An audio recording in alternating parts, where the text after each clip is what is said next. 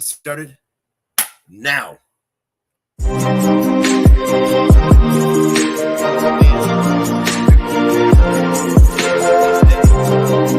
Live across multiple platforms. So as always, I want to just do a huge shout out to everyone that's joining us on Twitter, because that is, our home, as we are total Degen. So Twitter is where Web3 is. If you are not on Twitter, what are you doing?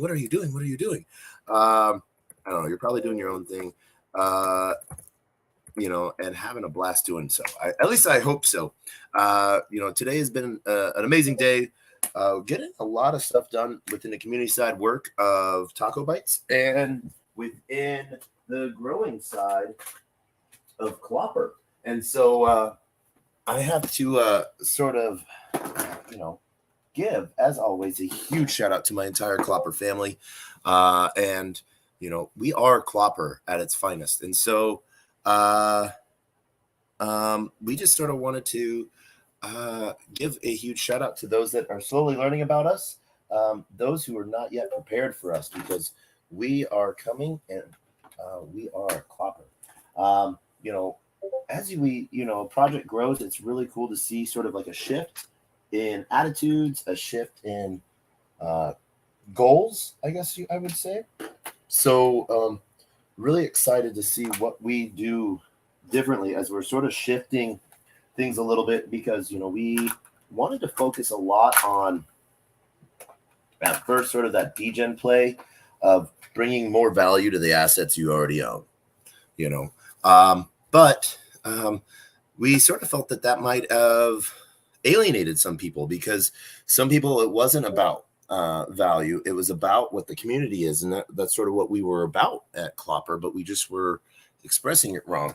So I just wanted to give a really big shout out to, as we sort of I don't want to say pivot, but adapt that change and really move forward with what we see as the next wave. We want to thank everyone for joining us on that.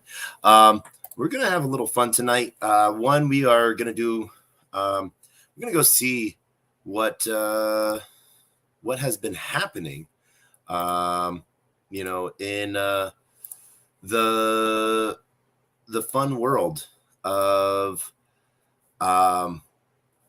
NFTs and everything in between. And so we are going to do a little bit of degen play here. We're going to go do some of our coin hunting. Some of one of the things we've been looking at across a lot of different platforms, but then at the same time, we want to also then showcase what has been going on with some across the network surges. There's been the big pump the last couple of days of PEPE, as well as with a couple other aspects too. And so it's sort of interesting to see what has been going on. And so as we like to talk about DeFi and share DeFi, it's been a really crazy day in Zen. PEPE or PEPE, is sort of one of the big things. But I want to do a huge shout out to Zen Crypto, what they've been doing with the Zen Knights and Ordinals, really pushing the narrative of teaching people about new ways of blockchain. So, we sort of see that aspect of what's going on there. And so we really want to do a huge shout out to everything that's building out, and what is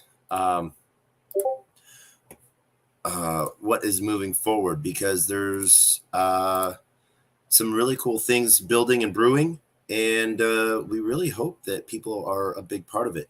Zen Crypto did their Zen Nights today, and we are going to go take a look at that and see a little bit more about what sort of happened here. So we want to, why is this not working there?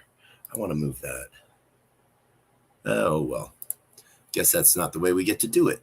So we're going to hop right into it. So as you can see on the big screen, we're going to go directly to the source, because that is always the best way to do it. We always sort of recommend people going and finding the direct source and sort of saving that. Two things that we're going to do a little bit. We want to sort of teach a little bit about, part of doing your own research. And because that's something that we always sort of talk about, we want a lot of people to see where you can get this information, where you can find out more, because that's always the question that people have, is how can I find out more? And we got a request over on the Twitter side of things. How are you doing today, TB?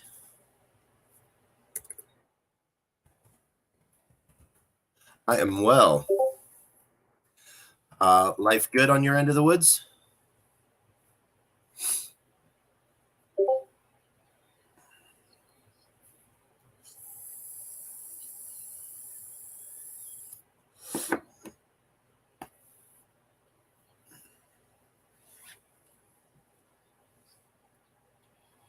Uh-oh.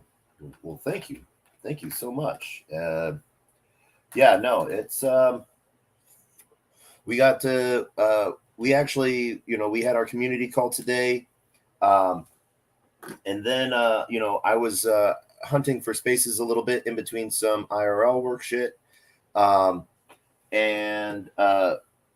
had saw a friend was in a space, so went and hopped in that space. And it was really cool to, and then they brought me up, but then it was hey, since you're here, why don't you talk about Clopper? And I was like, well, heck yeah, I will do that any day of the week. But certainly on, I really do appreciate the shout outs, But yeah, no, life good in TB land.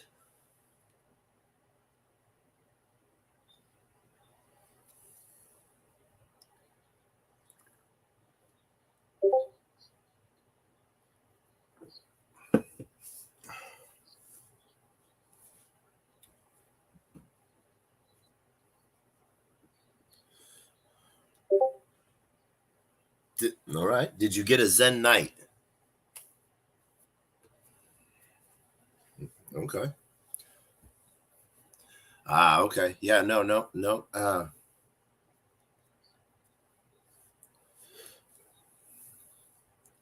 Yeah. Yep.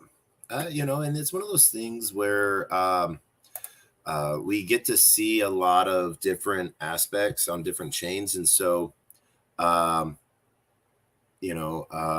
really, what's the word I'm thinking of? Really interesting to see what's coming up on the different uh,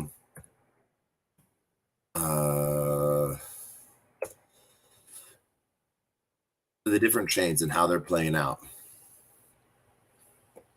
Wait, there's an airdrop?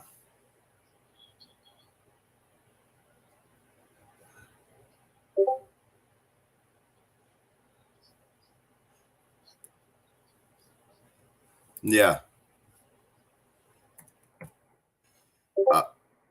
Well, I know. Well, so last night I kept sending an invite to you, and I just sent an invite to Cernanon and Kernanon, and I think that might have been what rugged him. So I don't know what has been going on lately. If it's you know the what man, Twitter's just being weird lately. So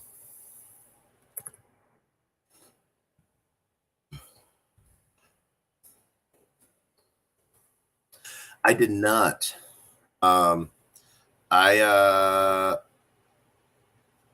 I thought of it, but you know, um, uh, you know, I thought of it, but I ended up not, um, just because I um, I don't know. I like my liquid, you know, so I like having my liquid Zen, and staking it, and uh, yeah, you know,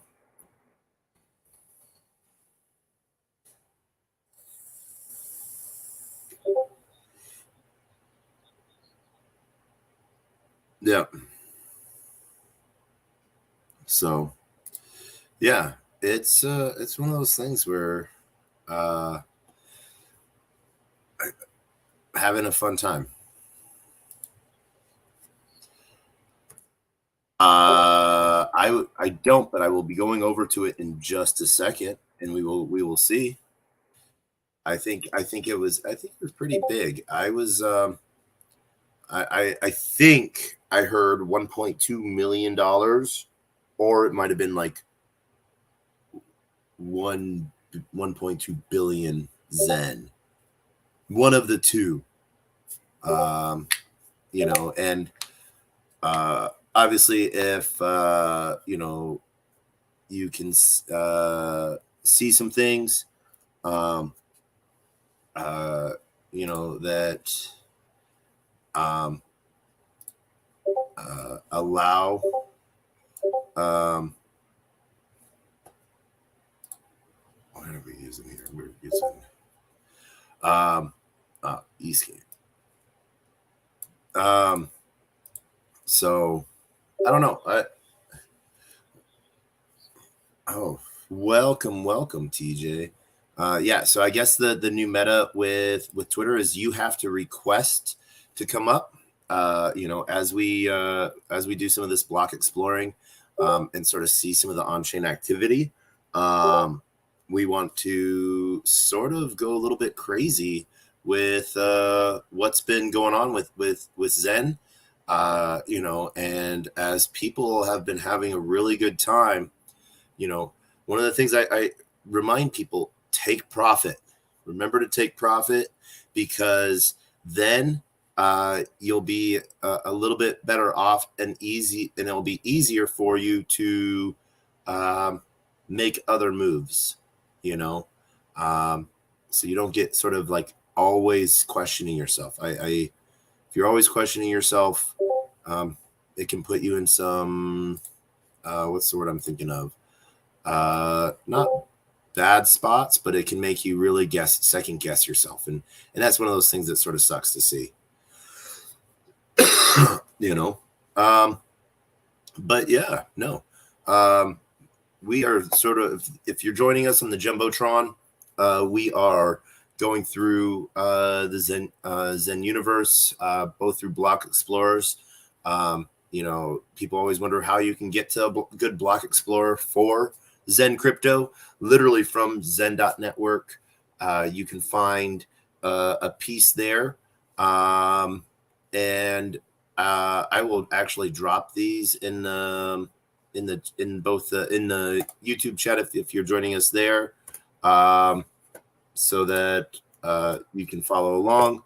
But the big side too is we can also go sort of compare it to the main dashboard within ZenPub, because it's off a little bit here and there, but we can see a little bit more going on, and we can follow some of the tokenomics and see what's going on, because we can see where the play is at.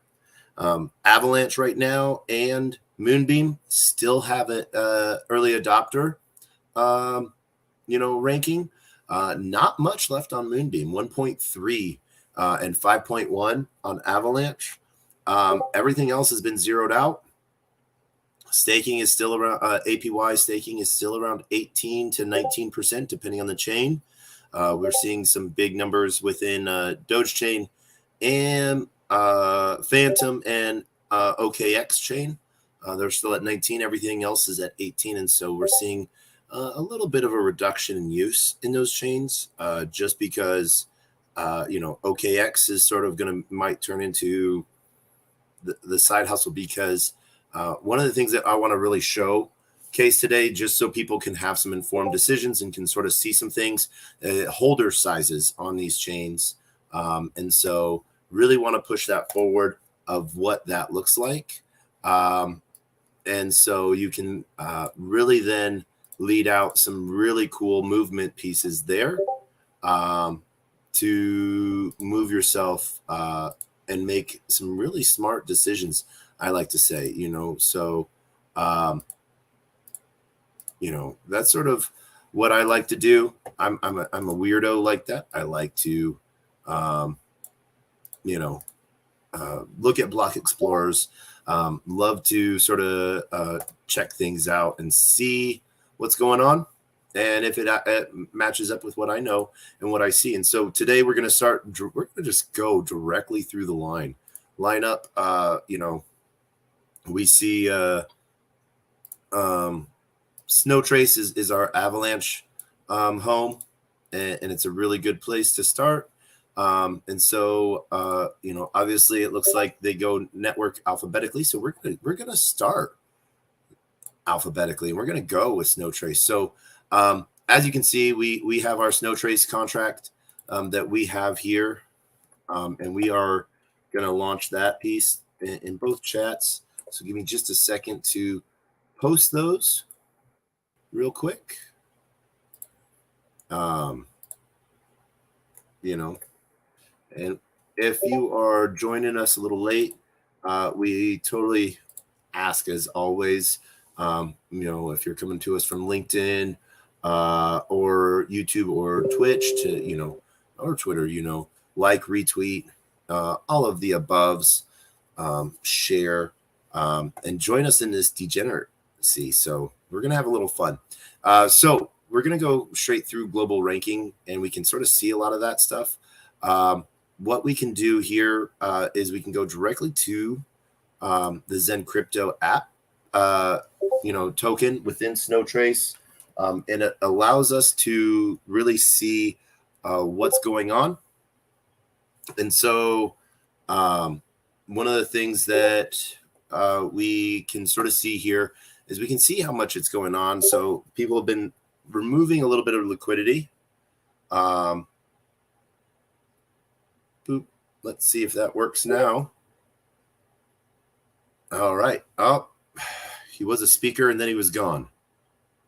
Oh, man. I do not know what is going on there. If he's just getting booted or what's going on. So maybe third time will be a charm. So right now we see a global rank in active minters at 4.3 million. So we can see that that's one of the things we all know through coin tools, batch minting. But the other thing that people don't remember is that active minters is also carried within the VMUs of NFTs. And so we can look at the NFTs in a little bit, and we can sort of showcase what those look like. But so it says we have 4.3 million minters, yet there's only 9,132 addresses holding. And so we know that there is a heck ton of degens out there doing a ton of stuff within both coin tools and VMUs on the Zen NFTs for minting on the NFT side of things. I've been a huge user of coin tools as well in batch minting. I've actually moved more over to just doing Zen NFTs. And the reason why is because of X1. And so by participation directly in the protocol, that gets you that daily, that gets you that play within the Zen NFT, and the X1 drops based off of what you're doing, because that's one of the big things that Jack and everyone has really started to push is that, participation. Participation gets you the farthest And so we see a lot in burn batches and swaps. We're going to blow this out a little bit so that we can see. But so we see that there's over 2,820 stakers. That's amazing to see. So this is a number that I will take as real compared to holders. So if we have 9,000 active addresses and we have almost 3,000, so that is a third of the participants on a chain actively staking either back into the ecosystem, or doing and participating in everything that's going on. So I hope that everyone, and I apologize, everyone, I just got distracted by maybe someone that might join me on the radio. Who knows? Maybe not. They're just being funny. And so as I'm live on camera, she's just making me smile. So we will see if they'll join us on the radio as we talk Zen NFTs and we talk a little bit more about what's sort of going on. But this is where I have a little bit of an issue where I want to know where the number's coming from in comparison if it's counting burns or it's not counting burns yet, because we see a big difference in the token supply, both within Snowtrace. So within the Block Explorer, we have roughly, what is that? 262 billion tokens. Yet within ZenPub, it's showcasing 385 billion tokens. So one of the things I need to talk to with some of the makers of ZenPub is where they're getting their numbers at, because it is throwing it off a little bit. So I don't know if they're looking at what is coming up for mint, if what has, been, if it hasn't been updated to what's been burned through DBZen or another piece like that. And so where I get the true token supply is on Block Explorer, because it doesn't matter where the tokens are. If they're anywhere other than a burn address, they show on Block Explorer. And so we can actually go look at how much has been burned and where the different pieces are. So we see a total supply and we see a total staked. And so that's sort of really cool to where that gives us some cool pieces to look at.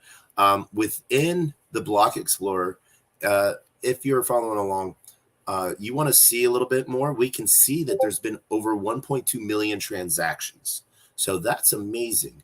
For any token, we do know that a lot of that is done in the degeneracy of batch minting, but it's being used, it's being moved around.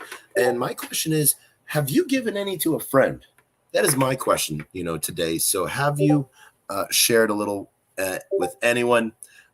We actually have a couple batch minters going on right now to showcase my favorite chain for Zen, and that would be Moonbeam, because I am a polka dot nerd, and I think that it's a really underserved chain within the Zen community. I am fighting. For those that don't know, I am associated and have worked for and a big part of their run their ambassador program, Stella Swap. And so it is the largest DEX on Polkadot. And so really working to get,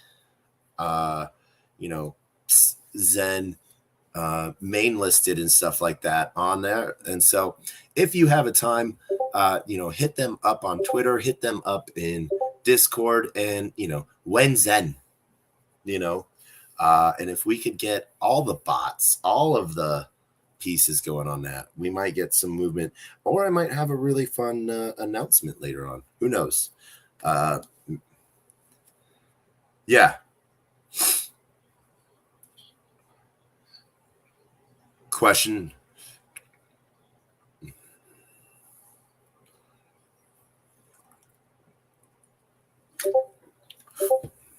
Oh, um, available to test into a particular developer community. Yeah, no, it is, I did it before. For those that aren't privy to what I am reading right now, it is asked, have you documented and or noted the holder count per chain? Love to have that data available to pass on to a particular developer community. Yes, actually, I have. It is out of date. The last time I pulled that all was February 11th. I might as well pull up another one and create a new piece. So let's heck, we're degens. Let's fucking do that now. We can do that now. We're gonna do that now, and this is how we're gonna do it.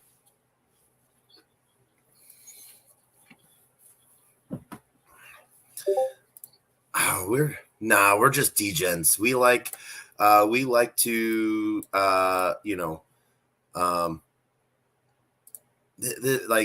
it's one of those things to where like thank you. When you don't, I don't know how to take compliments. So I just literally say thank you because I don't know how to take compliments. So thank you.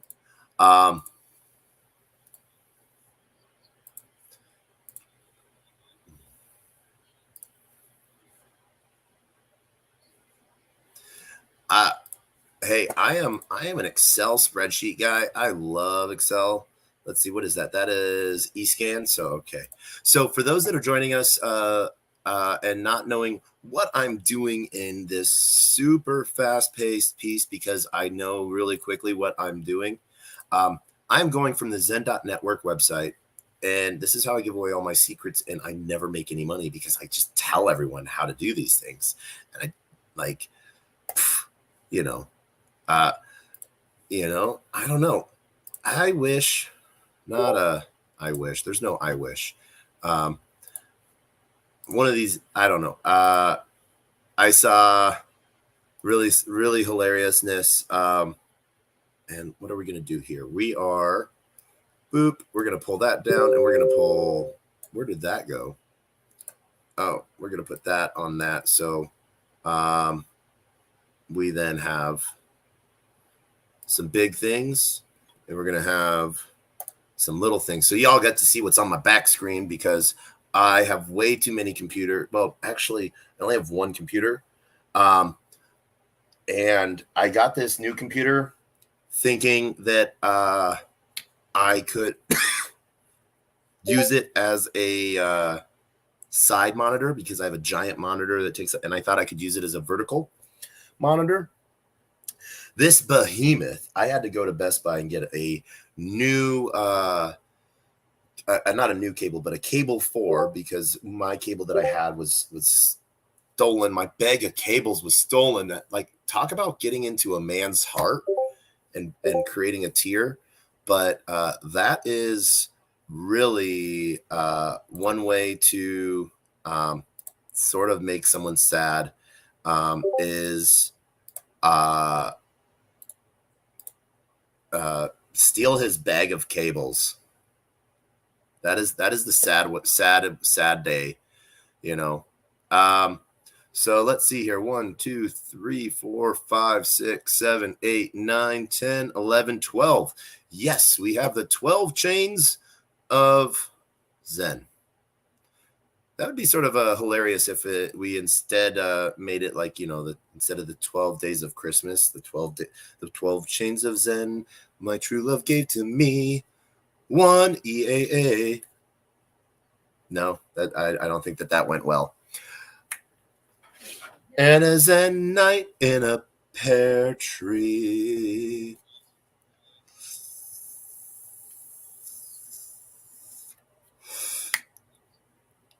On the first day of Zenmas, Sun Tzu gave to me a bearded. Oh man, no. Okay. I'm gonna shoot my I hate Telegram so much. I was going through my messages and I missed a message from Zen like a middle of March is when he sent it. And he was like, hey, we are about to launch on Moonbeam. Do you want to be live and help us do this? And I totally missed it till like yesterday. Talk about feeling like a dum-dum. So,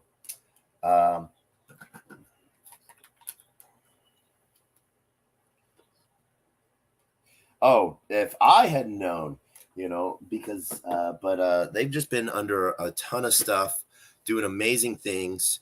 So a huge shout out to all of them. Those we know and those we don't know. So this is how I'm going to pull this off tonight.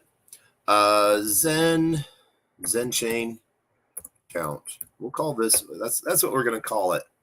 And we're going to open that and we're going to put that over off to the side because we're going to end up downloading a lot of, what's the word I'm thinking of here? A lot of data, and it's going to get out of hand pretty quickly, but we will show you how we are managing it. And Excel is your friend here. So that is what we're going to do, but we're going to do this alphabetically because we're going to be easy on it. And just want to shout out, I saw Eskimo joined us for a minute, so it looks like Eskimo had to fall off for a sec, but we are, so no, I see you joining us on YouTube. So, I'm just straight up going to just, put there. So yeah, thank you for joining us on YouTube. It is amazing fun.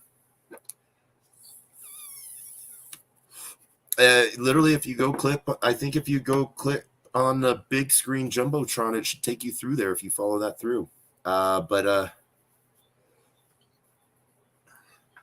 I think then if you're in that, you can hear me, but you can't talk back. I'm not sure. I'm not too savvy on that back end user side, though I should be, just because I have, I'm literally doing that. But, but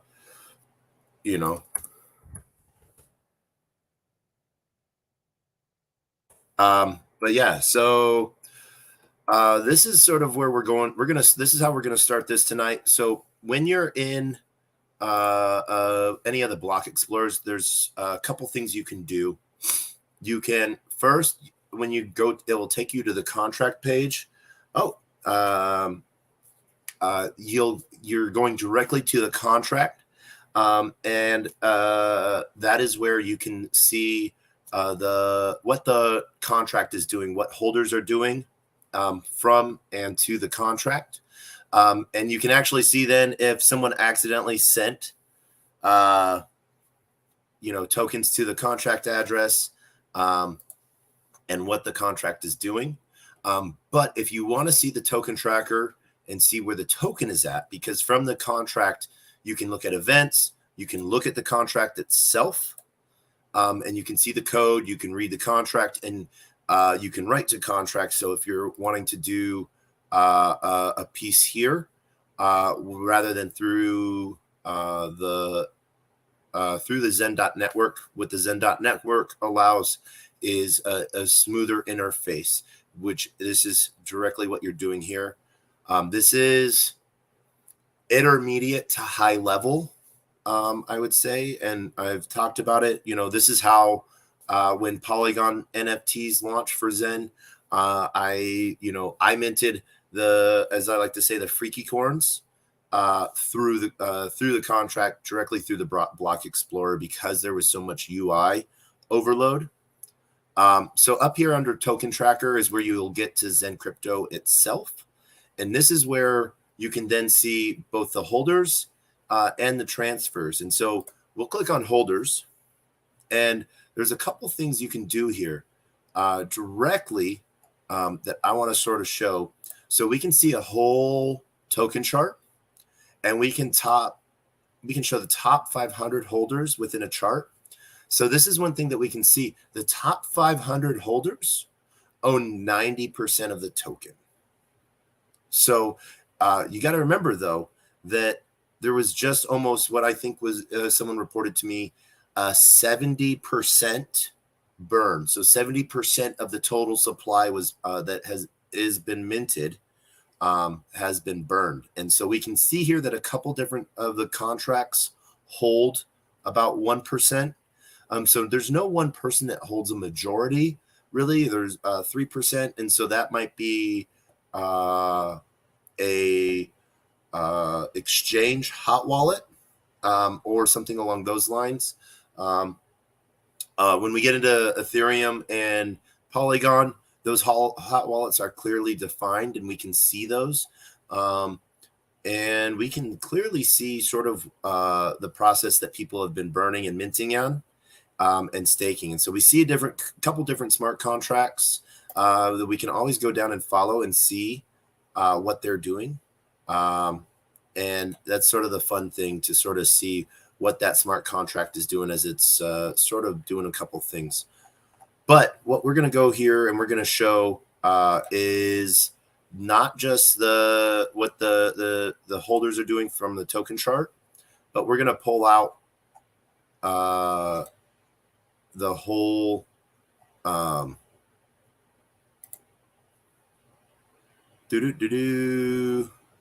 many token holders are there? Let's see here. The 9,131. So we're good. So I am not a robot, at least not today. I think that's a bicycle. That's a bicycle. That's a bicycle. That's a bicycle.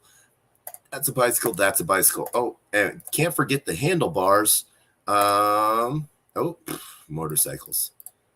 That's not a motorcycle. I don't know. That's a scooter. Oh my gosh. I hate these things. I'm glad. Oh, yay. I passed the Turing test today. We are good. So we are downloading this, exporting our token holders, when we're going to open it. It's going to come as a CSV file. So we're going to copy and we're going to post that over into our new Zen chain account. And we're going to have a little fun as we build that out. So as we can see here, we can see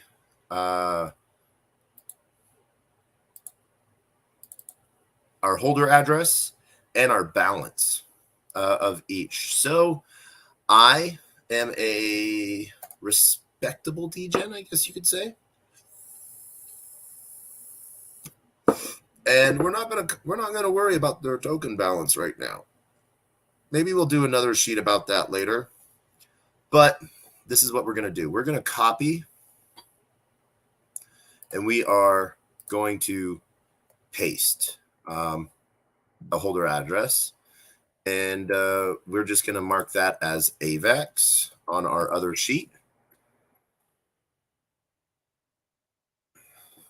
And we are going to shut that down. We'll save that. So boom. Next up, so we got that done. So we see 9,131. We see 1.2 million transfers done. And at what that is comparatively is, where are we at? So we see a total supply, total staked, active stakers. So we see a lot of good movement happening there, which is a true sign of some growth and some potential there. Next up, we have Binance. And so once again, it goes directly to the contract, so we can sort of see the transaction pieces, what's going on there, a lot of movement within, the last 10, 20 minutes, so there's been a total of 5.3 million, almost 5.4. Let's see here. What is that number? 44. If we have 44 more transactions happen on Binance, will hit 5.4 million transactions. I almost want to go do 44 batchment wallets just to make that happen. I'm that much of a degen. Oh, it happened. Someone did it. We refreshed and oof. All right. So we hit 5.4 million in 9 transactions. So it looks like someone did a batch mint. I see a couple people have accidentally sent tokens to the contract. I feel bad for them. Whenever I see that, I feel really bad. But once again, we then go over here to the token tracker, and it gives us our total holders, 88,000 holders. So that's 88,000 wallets with 24.9 million transfers. So we're going to then go over here. Luckily, once again, we only have a top 1,000 holders, but we can get the first 100,000 token holders. So we're good. We got that beat. Oh my gosh, I'm getting tested so much tonight. Am I going to fail this? I don't see any more cars. Oh, there's cars on the highway. That's got to count. That's got to count, right? All right. Yay, I'm not a robot. Oh, TB, I see you over there as well. So this is what we're doing again. We're exporting our token holders list. We're powering that up. And as you can see here, we have, we're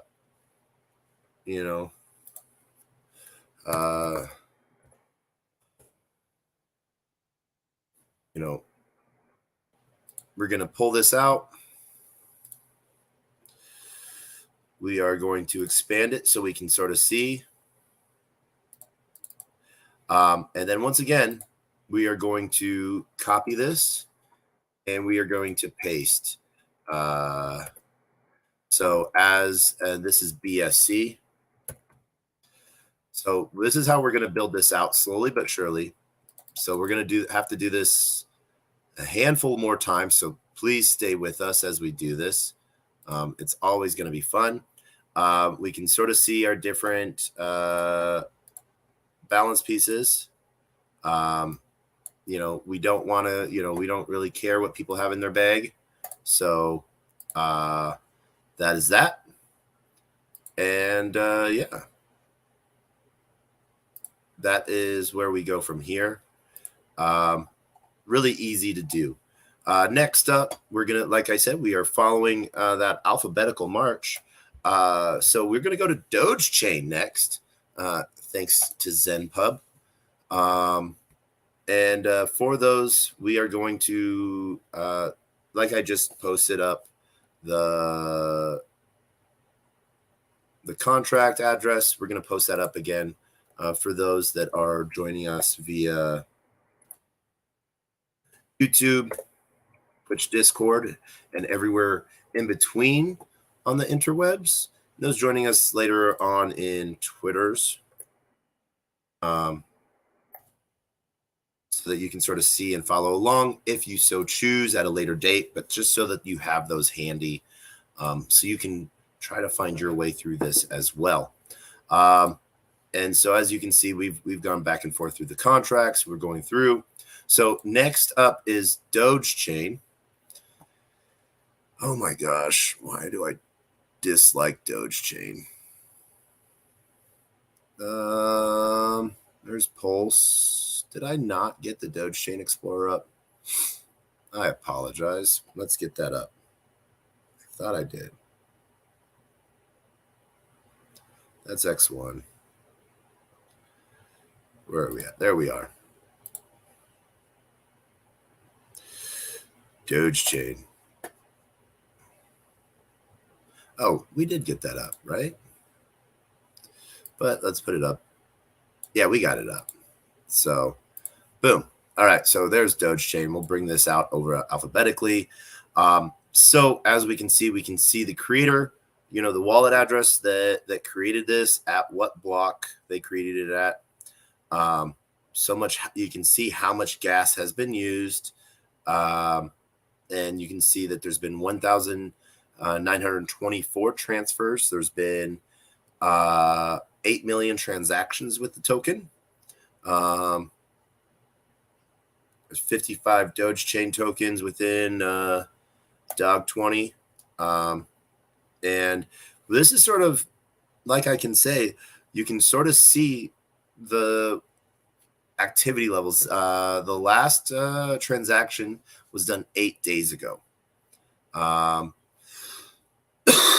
So, like I said, not all chains are for all people. Different chains, different things.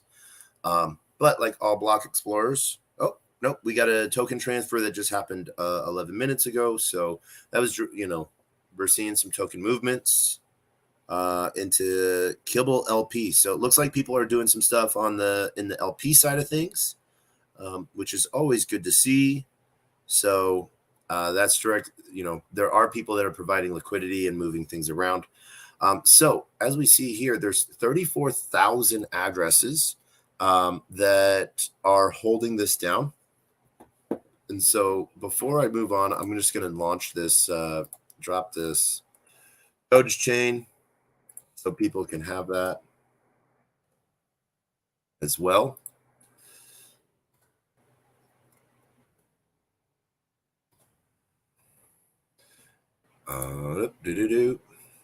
So for those that are following along, once again, we go to the token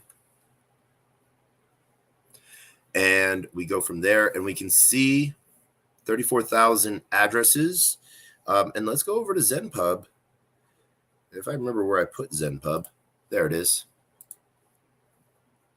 And so there's active stakers, 466, 7.1 million active minters. So, a lot of people using the batch minter. We do see a great number in the max term at 464. So that means that a lot of people have pushed through. 7.3 trillion liquid supply side of things.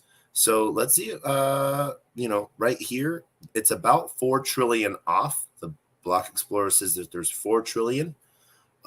So, where that data is updated, they're pulling from APIs that might not refresh all the time. And so I do got to give a shout out to the entire Zen community that's building. A lot of these guys that are building things for the first time, or they're learning more. Zen has really opened up people's, not necessarily eyes, but their heart to other chains and learning new things. Shout out to our sponsors that are not our sponsors. They're pretty much like my personal sponsor, Red Bull. It allows me to do these amazing streams. Tonight, I am smoking banana cake. I don't even know how to say the name of this company, so I'm not, because they were out of my favorite flavor. So I just want to smoke sugar pretty much and get diabetes with my nicotine. So from here, let's go see. We can see directly the token holders, and we can see their supply, see who they are. Let's see here. I should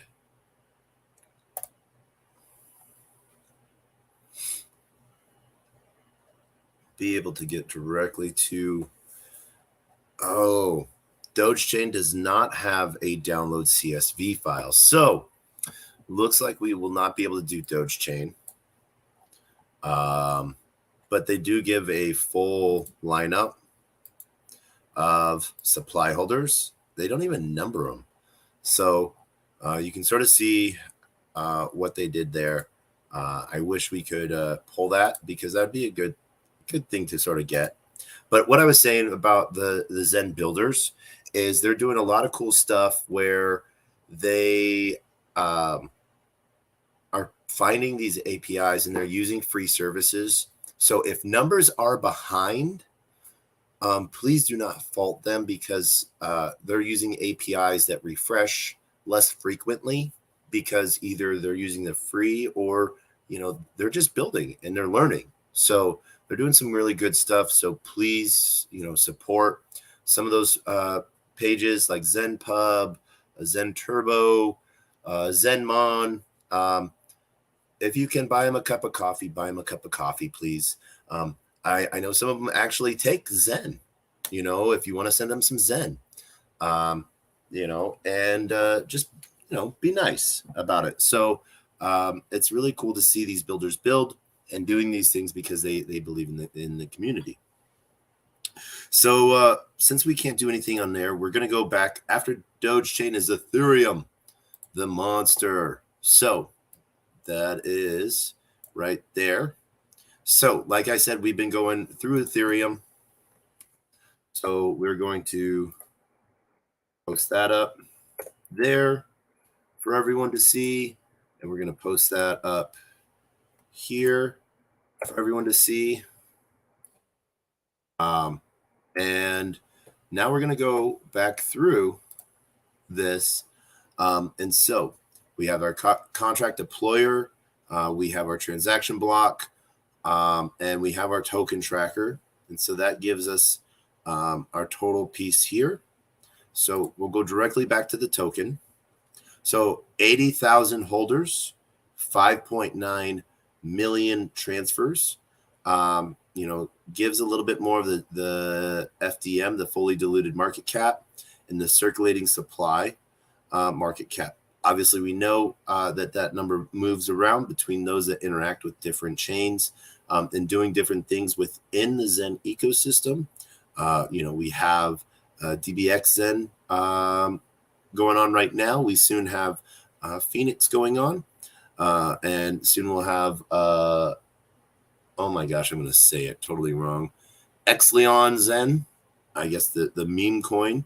So you burn Zen to get DB Zen, then you burn DB Zen to get Exleon. Exelon. I'm just gonna call it Exelon. Yeah. Thank you.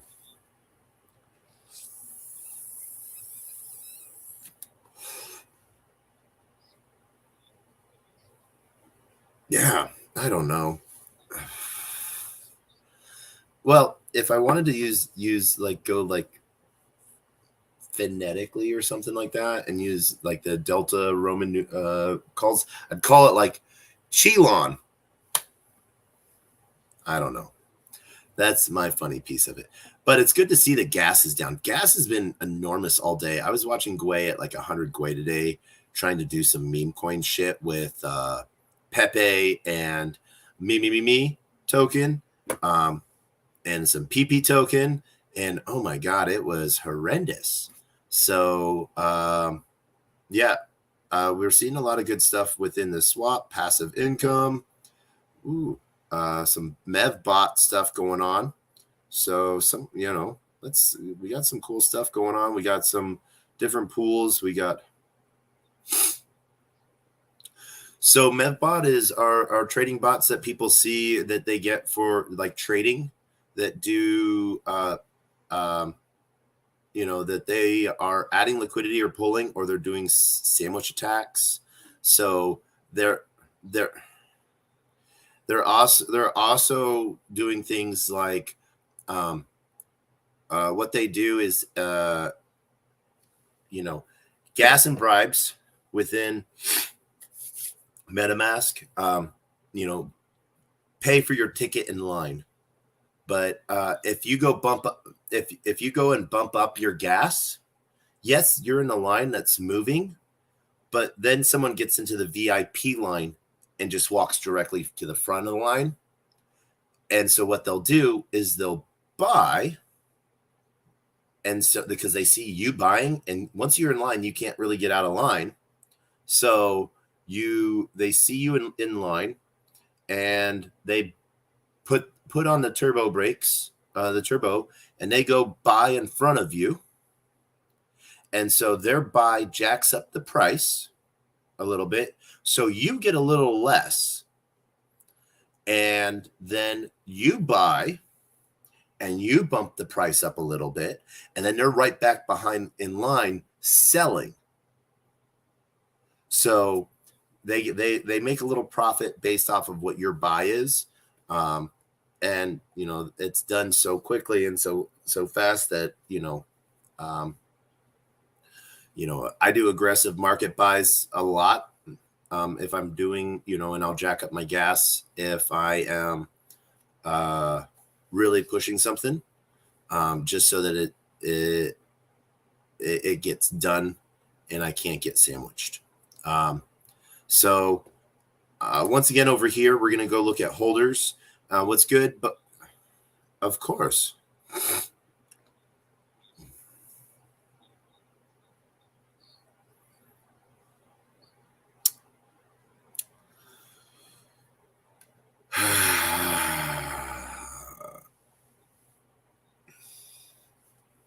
Oh my gosh. Did I let you on stage?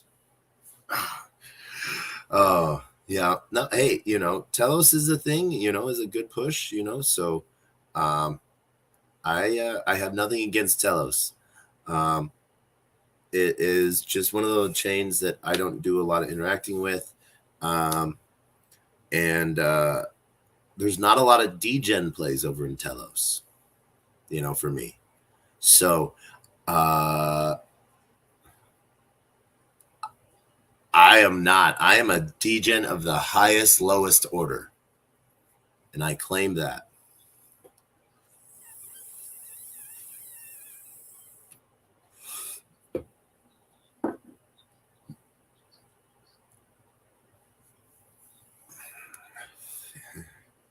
Yeah, it's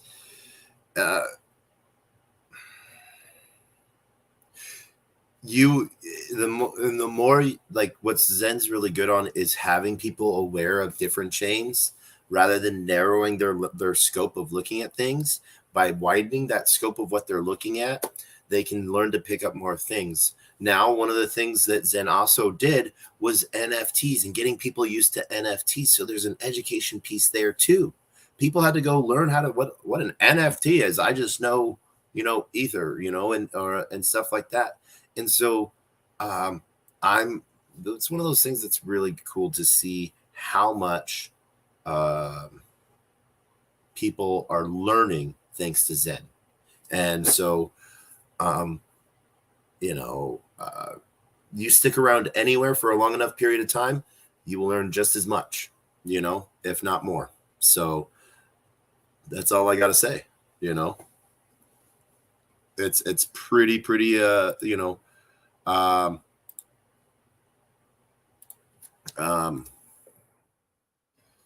what is it? What am I saying here? Something you'll get used to and you'll learn to pick up on it yourself. You have a very good knack for picking things up. So please, you've been here longer than a day. You're no longer a noob. You're no longer a baby, Yeah.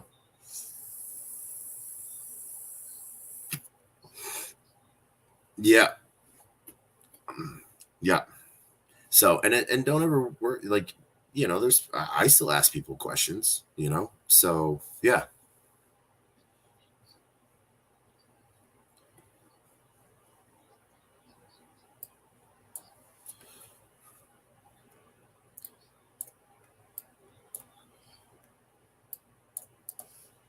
Yeah.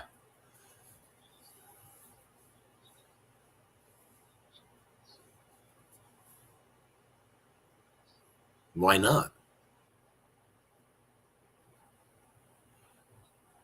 So you have brought a handful of people into Zen.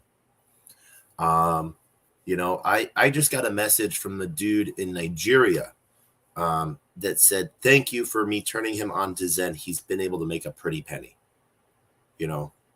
so I think that one, you're doing yourself a major disservice by saying no one should listen to me, because then you're discounting all the people you've brought in, and they'll be like, wait, why shouldn't I listen to you? I already have. Oh my gosh. So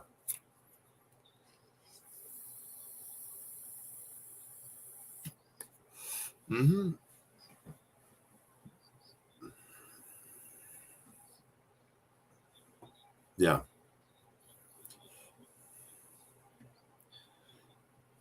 Hey, but it's one of those things to where like you can point people in the direction to where they can learn more, but you can also pique that interest in people. So yeah, It's uh, it's a very good thing.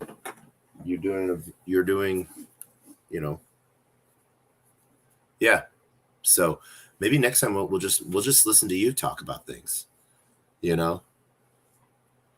Yes, no, soon on. Yeah, I know. For some reason, my virtual cables are not connecting. The Where YouTube and Twitch cannot hear people that are speaking on the Twitter space. I don't have that solved yet because I was doing virtual Twitter on my computer to where through BlueStacks, and I think. Let me see here. I might have a solution. Let's see here. It says Thursday, April 20th at 11:45 p.m.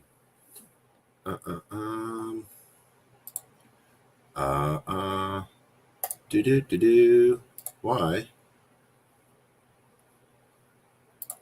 What account are we in? We are in our account. Let's refresh that. I think I might have that solution. Oh, yeah. What account are we in? We are in our account. Let's refresh that. I think I might. Oh, no. Let's see here. I think I fixed that. So, oh, no. They moved over. Where are our speakers at? Oh, that's why our speakers are not.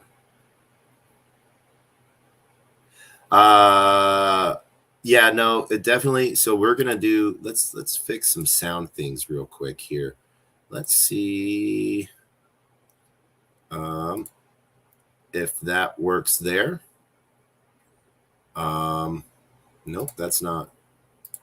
We'll see there. If that's bringing some sound out.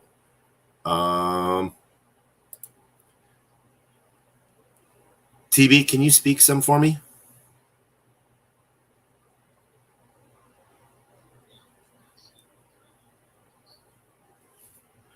Keep going there for a second because we have a 30-second delay, I think, between YouTube and Twitter.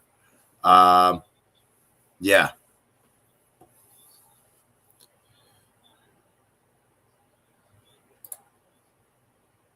Yeah.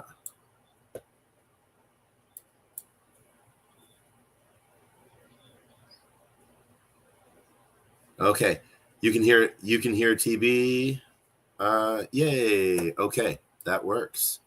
We're gonna bring that back down. So, all right. We're glad that that is working now, to the best of its ability. Boom and boom. So, a faint whisper in the next room behind a hardwood door. I typed too slow. Okay. Okay, let's see here. So, all right, TV, as you were saying, you were talking about, what were you talking about?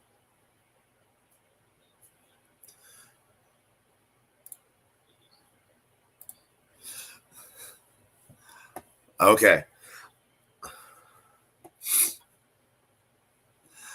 Okay. Can everyone hear that are joining us in the C or TV? Can you hear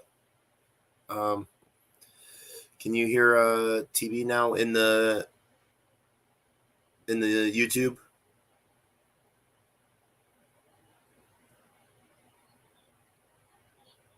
Oh, I'll talk about Clopper. I will definitely talk about Clopper. Can't hear on YouTube. Okay, so you can't hear TB. Plus 12 decibels. I'm totally being loud, I think. I don't know. It, all right. So, don't worry. I got the AC on or something.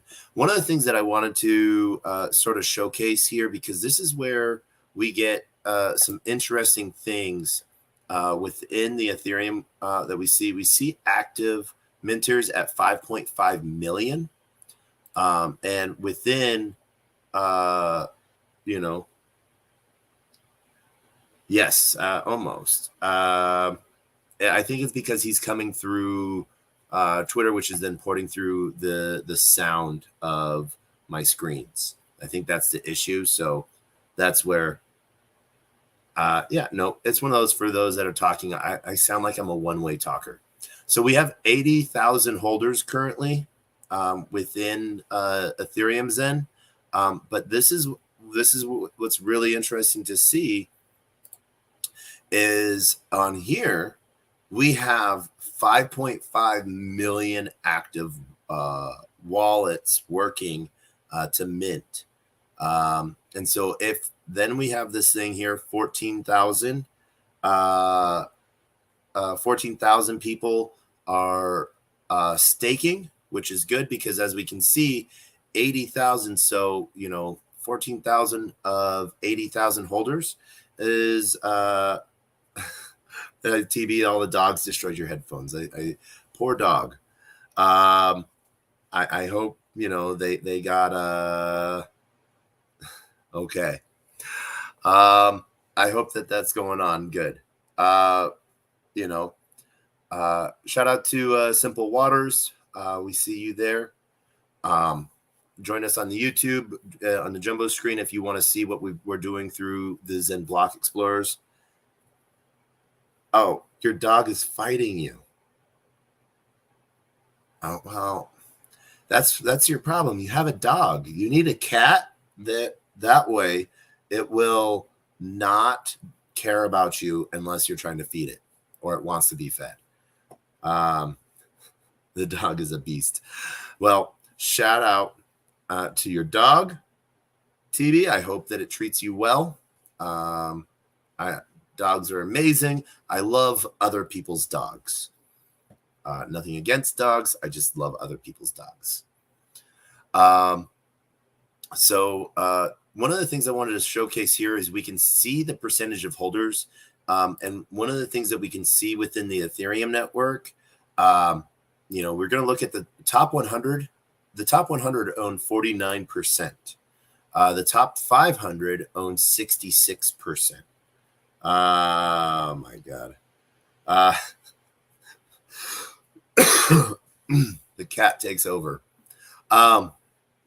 So this is where we can see what the top 500 holders look like. They're owning 66% of the total token supply, 80,000 token holders, with over 8.7 trillion tokens in the total supply.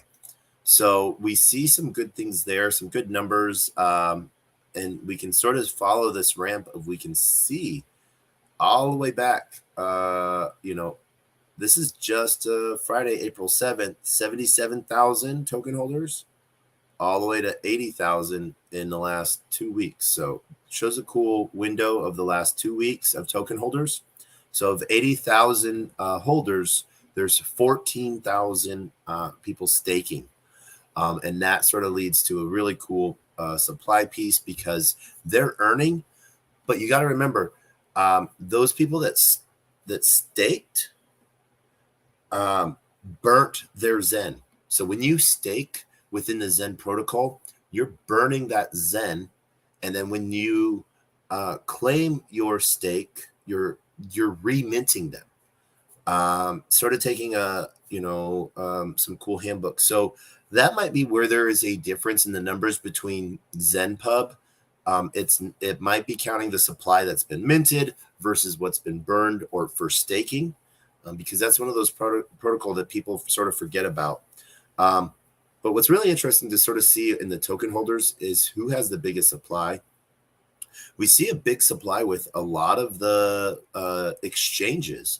Gate.io holds almost 10% of the total supply. MEXC has two different accounts, so they have 6.2 and 1.1, so a total of like 7.3 that they hold. And just so people know, the reason why MEXC has two different they have a handful of hot wallets is because those hot wallets are located for different countries. Because MEXC is global, they have to keep certain pools apart for regulation pieces. So they're really good at following some of those regulation pieces. So some tokens are in some hot wallets. And if you're geolocated in a place where a token isn't allowed to be sold, you're accessing a hot wallet that you can only access so that things don't get mixed up, and they're able to follow regulations a lot easier that way.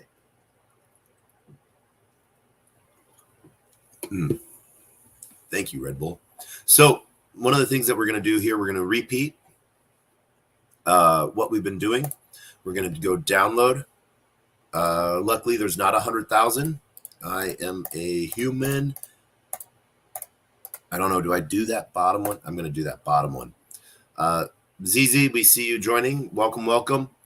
Simple Waters and ZZ, if you wish to join in the show, we have the video going on the big screen so that you can sort of see what we're doing. Oh my God, traffic lights. As we're going through the Zen protocol and comparing Zen pub numbers to Block Explorer. And so we can see what the on-chain data looks like versus what the API looks like. So we can see sort of some of the movements. And right now, one of the things that we are doing is we're building a list and checking it twice in a way of the current holders of Zen. So we're going to be doing some cool comparison pieces there. And we're going to have some fun. This is going to be a really big file. I know that.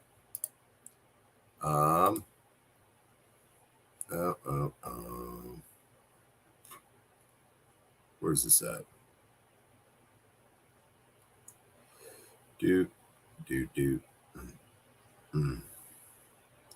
So why did we not get that download? All right, let's go see where that download went. That would be right there. Ah, there it is. We got it. Right? No.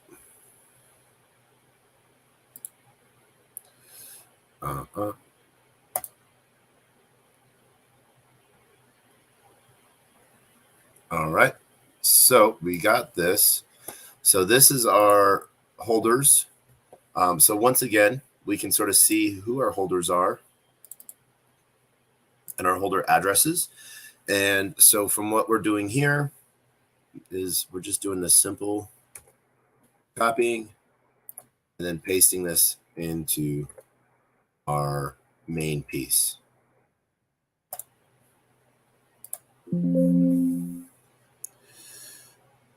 No, we don't want to save that. So as we're going through this, we're slowly building this out so that we can showcase what all of the different chains look like in holders. And I actually have a really cool thing to show you guys after we get all of these together. So we have that piece done. And now we're going to go back over to ZenPub. And we're going to do Ethereum POW. Let's see here. Where's our Ethereum POW? There it is. We're going to close that down. So here's our ETH POW. And like always, we see go to our contract page directly. And as we post that, oh my gosh. So your cat is taking over your body. I feel bad for your cat. I feel bad, plain and simple, that you're having to deal with that.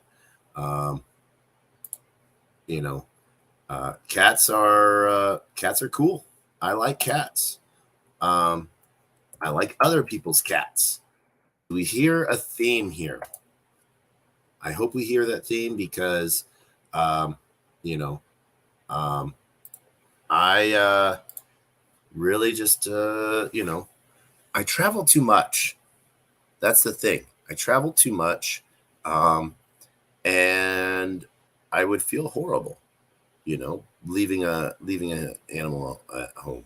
So here we see, within the Block Explorer for Ethereum POW, that there's been 4.2 million total transactions. And we see that there's, we're going to go over, like we've been doing, to our corresponding token. So our WZen. Total supply, 17.9 trillion. And we'll compare that to what DBZen says. So they have 25 trillion, 25.9 trillion. So there's active stakers of 22,000. And so that may be where that count is off. Like I said, it's an interesting piece. As we can see here, we have a huge holding piece that's gone up 67 billion in the last 24 hours. Another address has gone up 7.8 billion in the last 24 hours. So 36,000 holding addresses in total. Let's see where that is out.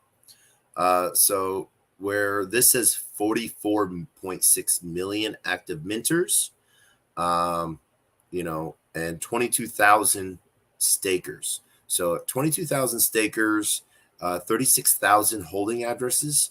That's pretty amazing there. That's more than 50%. That's almost close to, quick math. I want to say 63%, I think, of the total addresses that hold Zen are actually staking it on Ethereum POW. So sort of interesting to see. Saw some major changes here, some extra billions there, minus millions there. It looks like an even 5.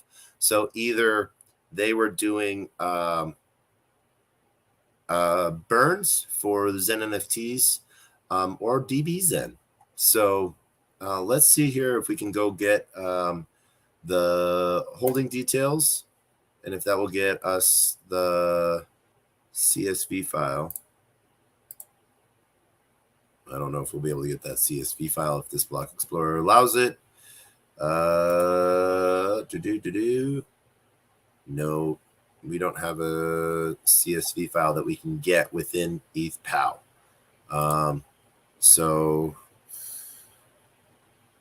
exclude burn addresses. All right. So the red ones are burn addresses. So awesome to see some amazing things going on.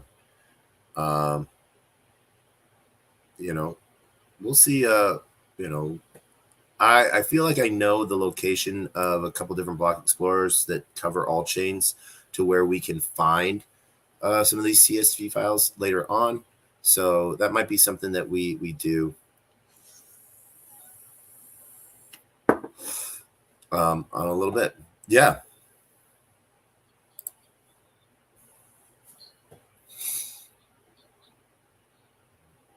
Yeah. Yeah. It was in where? Oh, okay.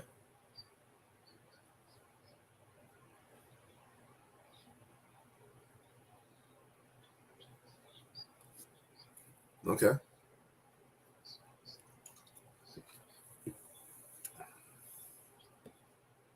Yeah.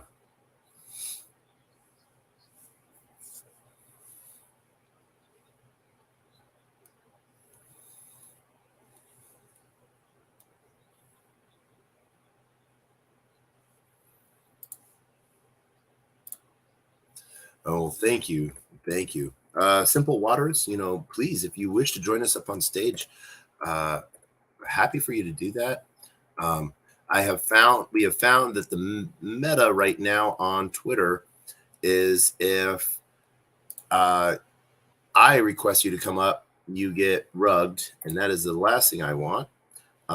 But if you put your hand up and I accept you, you should not get rugged. And so if you have any questions or you want to talk about sort of what you're seeing, would love for you to come on up and be part of that conversation, because, I love what this is doing and sort of what Zen's doing, and how we're seeing some really cool things go on.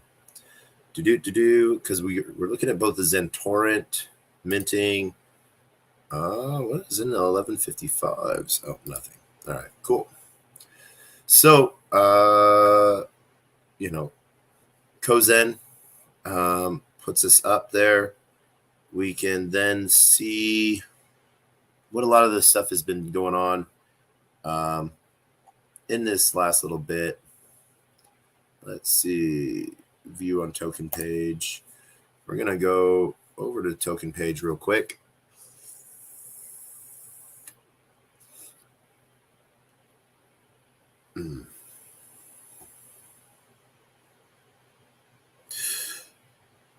Boop. Approved. I think that should make... Oh, and he got booted again. I approved it. I apologize. I don't know what's going on with Twitter. Twitter is not liking people. I apologize if you're getting booted from Twitter when you put in a request.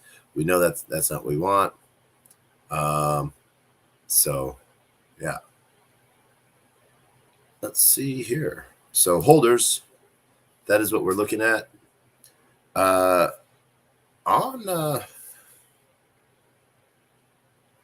Evmos, we are seeing 6.4 million plus holders is what we're seeing. So we know that that's probably, it's also counting in all of those block batch minters. We see 28 million active minters, and it says 1,517 active stakers. Total supply at 4.9 trillion, almost at that 5 trillion mark. And we can see here within the same thing. Unfortunately, with Evmos, we do not have a CSV file that we can pull down. So let's go back over and we can see within the contract. We have to, we are not the contract holder, so we can't verify. But we can see that the largest, one of the largest value active holders is the burn address. So someone actually just burnt. Oh, what did they burn here? That's 3. So million. So 10 billion Zen on EVMOS just got burnt. So woohoo! Good to see something like that going on. We're seeing a ton of the mints within the batch minters. So when you see this 0 to an address repeat, that is someone claiming through a batch minter. We see a lot of transfers that way because it pulls out a double piece that people aren't normally able to sort of understand. That's one of the things that adds to the amount of transfers within. So you could almost, not necessarily, cut, because you got to remember it's a 2-step process, the mint and the claim. So if every mint and claim has 2 transactions, so that's 4 transactions for one thing, that adds up. So we could, turn that off in a quarter piece almost. We see some different LP token diffusion pieces being done. So I'm really happy to see some different, a lot of different people using LP providers and providing some cool, support there. So that's really good to see. So next up on our list through is Phantom. Phantom, I know, has a block explorer. that we can use because it falls into that family there. And so that's where we're going to go next. So we're going to add FTM. And I will be honest, if I remember right, it was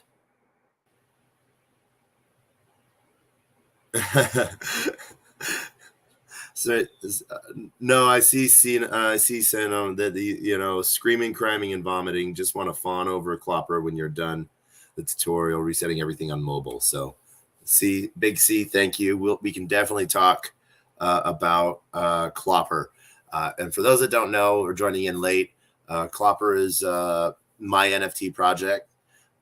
We are writing a EIP, an Ethereum improvement proposal, because we're wanting to make a new standard, and we've partnered with Ledger, so that allows basically NFTs to be owned by other NFTs, and so assets owning assets, so that it's hard coded, and then recognition in marketplaces as well. So rather than making a new PFP project, why don't we make more value in the PFP projects that are already there? But one of the big things that we're wanting to push is that it's a community bridge. Clopper House is sort of our bar where you get to interact with the protocol, but at the same time, it's where all the projects can go. And where else do you get to meet new people and learn about new things? But at your local bar or local hangout, and so for us, that's Clopper House, and so that's something we've been building underground for the last 11 months. Came out of secret about a month ago. And so some really cool things. One of the biggest thing about us is we are building to mint, not minting to build. So we want to have everything is going to be ready day one. And we'll talk more about that after this. Please, check out the white paper. You can find that all at Clopper NFT .com for that white paper. And so now let's back to this as we're checking out Phantom. Did we already push that? Nope, we did not push that through yet. So here is the Phantom.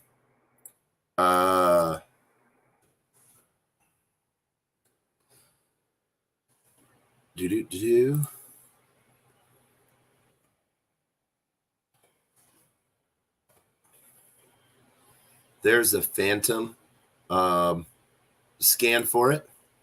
And we are then going to go out into this world piece here. What's interesting is we see a lot of tokens stashed within the contract, both so people have sent Zen in and some sort of token called Icebreaker, and then we have Zen Torrent. So, FM Zen is what we have going on. So we're going to go once again over, we can see all the transaction pieces, Zen Torrent. Within this, we see 9,888 holders. What DB Zen shows is 24 million active minters. And so once again, remember that is carried over between all of the VMUs within NFTs, as well as all of those that are doing batch minters as well through like Coin Tools or a couple others. So that is where a lot of that is all being done at, and where you're like, oh my God, that's 24 million people. I will say there's probably a lot of people in it, but right now there's 9,888 addresses that own it, and that we can see. We'll learn a little bit more about. Once again, one of the things that I wanted to show out here, who is the biggest holder? So we can see from the top 100 holders that 92% is owned by the top 100 holders. MEXC owns 55% of Phantom Zen. We see a few other contracts owning Zen, and you can designate that by the piece of paper right before the contract, before the address, that it's a contract. That might be the Zen torrent or other piece here. So the top 500 holders own 99%. So 500 people own 99% of the total supply of Phantom. That's one of those numbers where, might want to be a little careful on. But you also got to remember, it says MEXC has 55%. That just means a lot of people are dealing with Phantom Zen on MEXC. It doesn't mean MEXC, the exchange, owns it. It just means that they have it within their wallet because people are trading with it. And so you can sort of see here within MEXC's wallet, we can see how many tokens they have within that wallet, because they have a total of $155 million worth of tokens. They have Zen, they have Treeby, Mummy, Spirit Swap, Spooky Token, Soul Power, Oath Token, Hector, Warbond, OX DAO, Solidex, Geist Finance, 100 Finance. They have Hefe Token, Strategix, Phantom Libre. Yeah.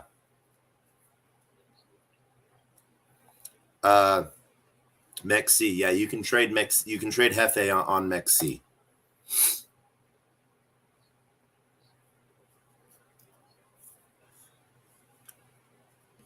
Yep.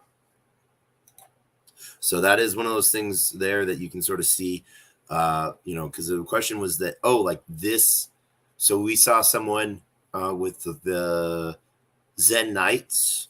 We saw a transfer coming in from MEXC or from an exchange wallet. And someone was afraid that it was, we see you, Zen Master. We're going to approve that. And hopefully you don't get rugged coming on up. GM Zen me.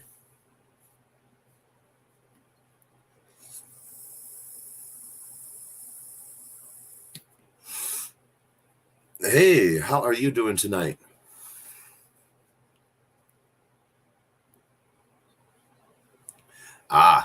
Okay. Well, GM to you then. But you do got to understand, I say GM to everyone, no matter what time it is.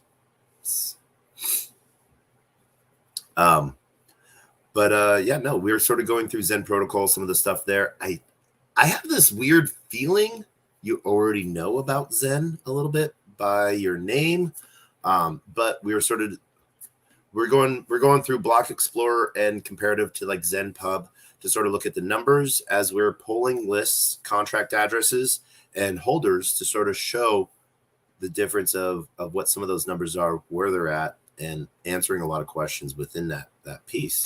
So yeah.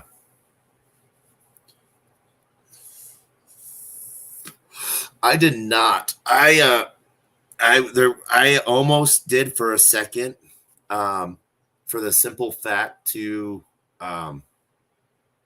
because there was someone that was sitting in the 100th spot forever with 10 Zen burned. I was thinking of just being a dick. Yeah, well, it wasn't until, hey, that's smart. You go in small, you sort of set the spot, and who knows what happens. I was thinking of being a dick. Yeah, I was thinking of being a dick and just going in with 11. But, yeah.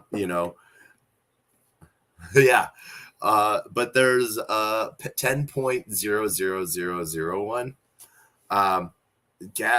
Gas has been so expensive yesterday and today with everything going on with PEPE, Me token, and Milady and Touching Grass tokens. Some major Degen plays last night. So, yeah.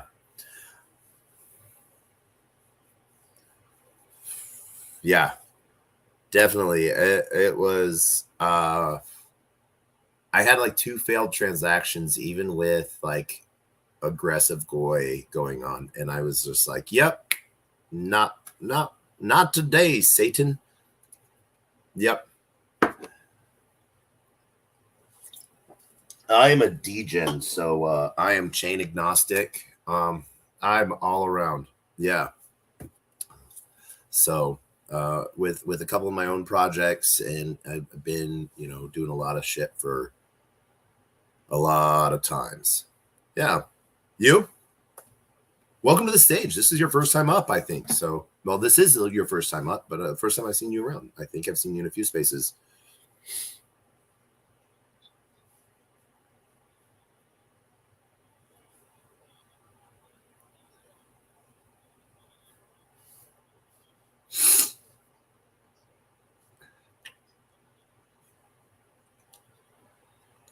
Yeah, definitely.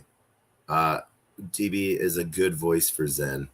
Um, I do really like to see what he does. So, he, what is the word I'm thinking of?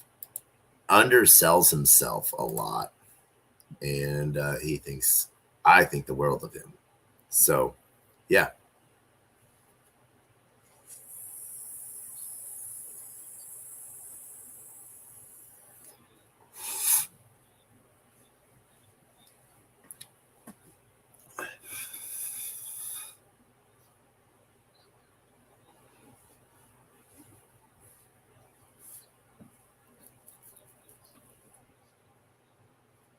uh,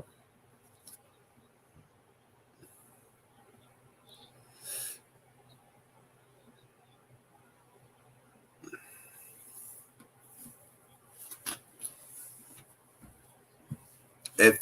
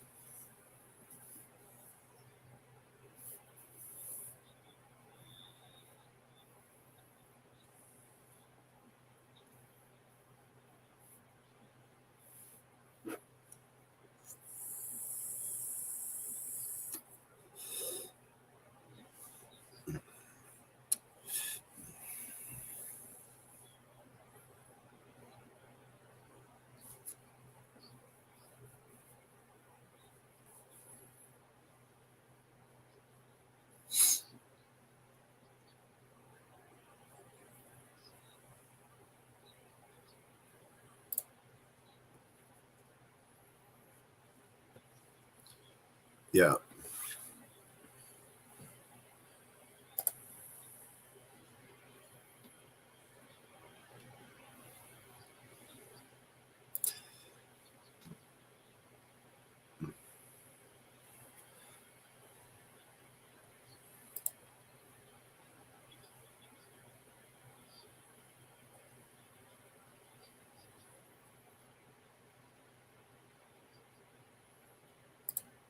yep,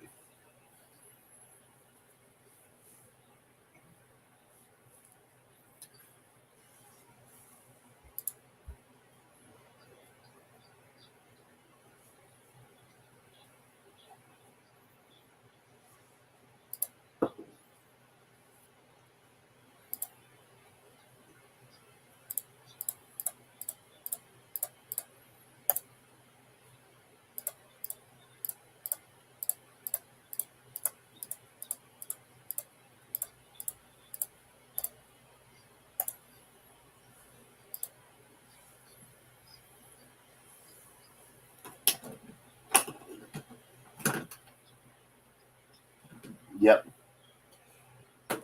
And no, it's one of those things where we went through the Phoenix white paper a couple weeks ago. Um, I'm like you. Zen Master as the 5555 club within Hex. I learned about I knew about Hex when Hex launched. I did not get into Hex. It wasn't until I was at PulseCon in Vegas, and really interested and learned about Icosa and Hedron that I was like, okay, I like this build on piece. And when I got into a lot of different conversations with Hexakins about this long-term staking, and like you 15 years is a long time for anything to happen. One of the really cool contacts that people that I've made friends with is Walrus, and what they've done with a couple people that with moving on within liquid loans, and what they're building out on Pulse Chain. I saw a lot of communities within Pulse start to tear apart at each other, and so there was some like mob mentality, aggressiveness against projects that went ahead and moved forward on either BSC, Avalanche, or Ethereum while waiting for Pulse Chain to launch.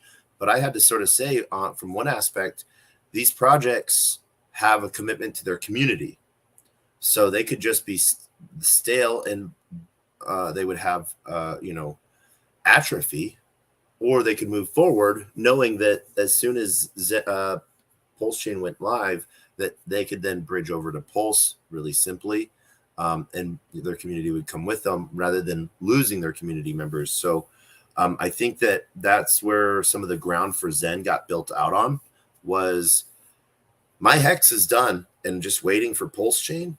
In the meantime, let's do something else. And I think that Zen sort of picked up on a lot of those people that were really active and getting active within blockchain, because Hex brought a lot of new people into blockchain, but they didn't have really any exposure anywhere else. And I think Zen did a really good job on exposing people to not just Ethereum, but to a lot of different EVM chains, and bringing also, adding, NFTs into that picture as well. So I think there's a little bit of an education piece there too. I saw you on mute. What did you have?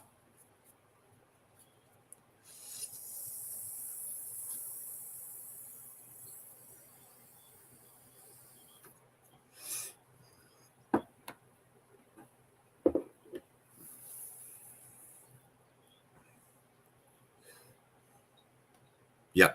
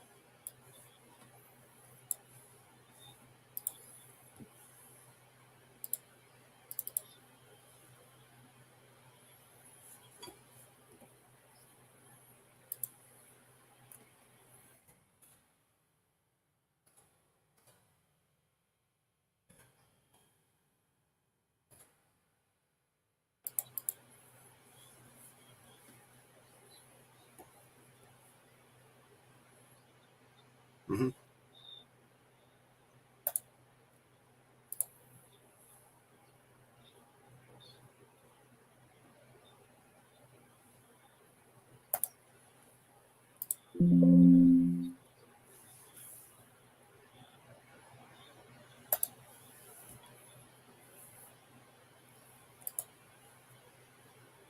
Yep.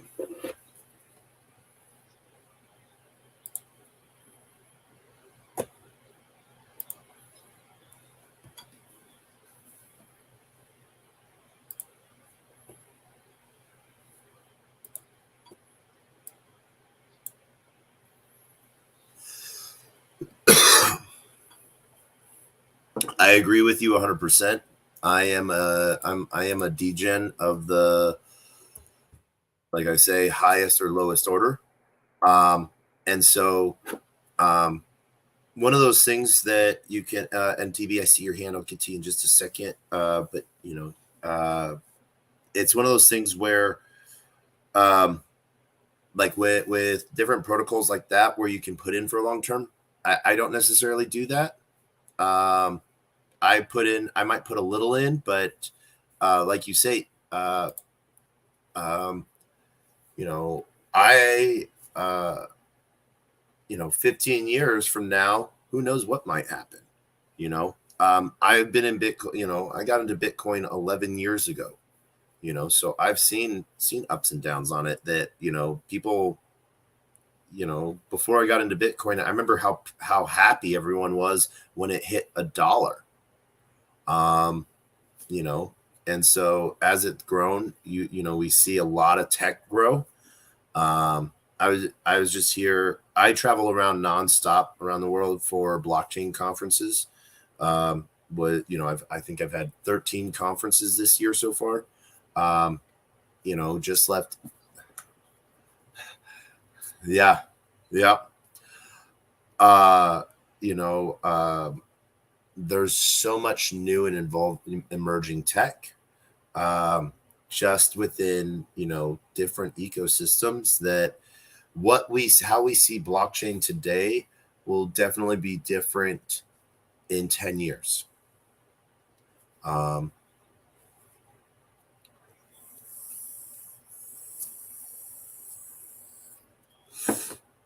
Yeah. Yeah. TB?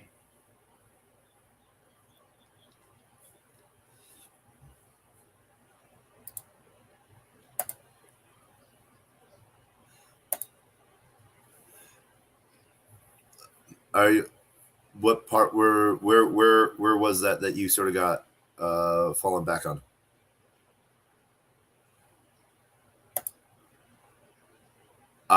15 years.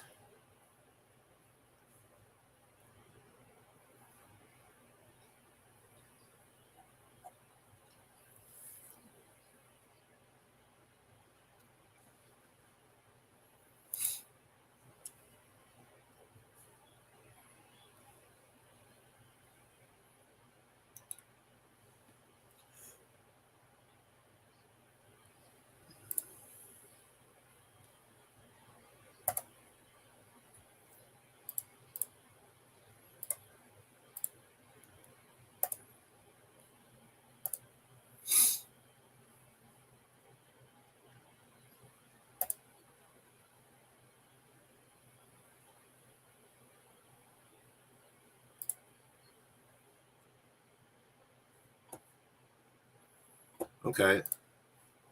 So yeah. And so I think what I hear, like one of the things, like where there's some protocols that pay out, you don't have to you put in those longer stakes, they pay out in the meantime. And it would be really cool. We might see some protocols come out that adopt some of the stuff like Icosa and Hedron, to where you can get more liquid from your, today, based off of your max pieces, and we see that, in hex stakes and like T shares and B shares, in, going through like the Icosa wood chipper. And so I think we'll see some cool protocols come out and projects come out like that. And one of the things that I do want to point out that TB said is it's only part of his strategy. And, finding different ways to participate, um, one is a great way to expand your horizon, but also, if you have belief, like putting a little bit away in the long term in the project, on chain. When we see this stuff done on chain as well, enough people put long term belief in a project, it creates FOMO from others, that, long-term belief as well. And so it's really something that, what's the word I'm thinking of? I think, can help a project. And it can also, uh, it doesn't have to be the only way, I guess. So, yeah.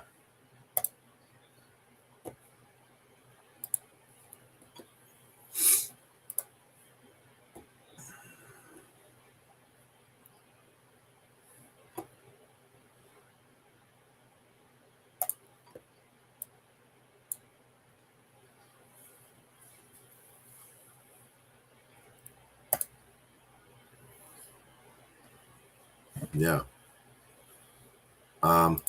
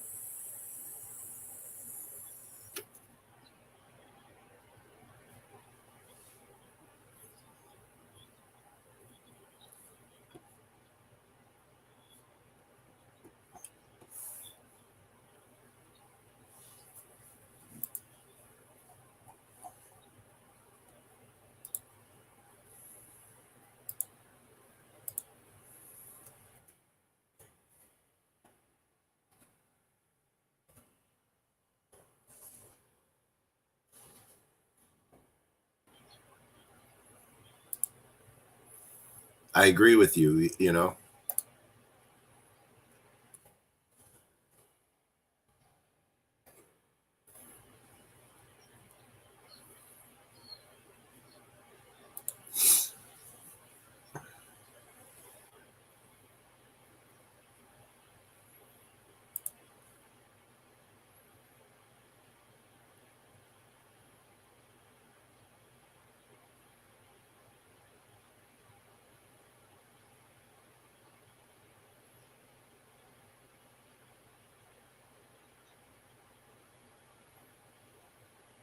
Yeah.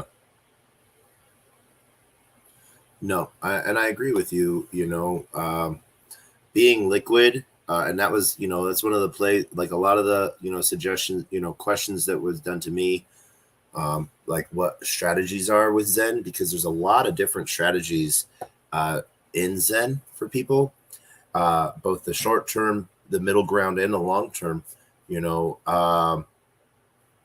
The largest thing that I think Jack wanted to see, uh, sorry, laughing at a comment within YouTube, uh, thinking that Moonbeam was Mungbeam. But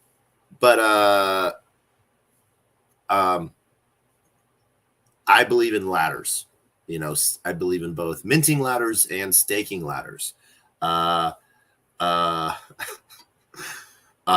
and so I think that it's one of those things to where what Jack wanted to see was participation. Um, and people are, well, why didn't he see batch minting coming out? And I think that you can't be aware of everything, and even if you are, you can't cover every detail, especially if you're trying to make something very simple and clean, which I think was done with Zen and within the code. And so where a lot of it just sort of comes from is from just that participation. And I think, you can batch mint through like coin tools, or you can, when they created, the Zen NFTs, you can batch mint through that, and it's slightly cheaper. But at the same time, you get X1 rewards. And, as we've heard, through DB Zen, that, there will be 6-star. Don't hate on DBZen. That there might be X1 rewards in there. Jack has, and he says that until things are written in the white paper, don't take them at heart. But he's also said that we've seen that there will be X1 bringing you up, Sexburger. That there will be rewards within participating within Phoenix as well. Oh my gosh, I don't know why. Just Twitter's being a major whore tonight, just kicking people. So I think that if you're interacting directly with the protocol and participation, whether it's just one a day or a little bit here and there, I think that's almost like DCAing, dollar cost averaging in, that will show and have the best results across the board.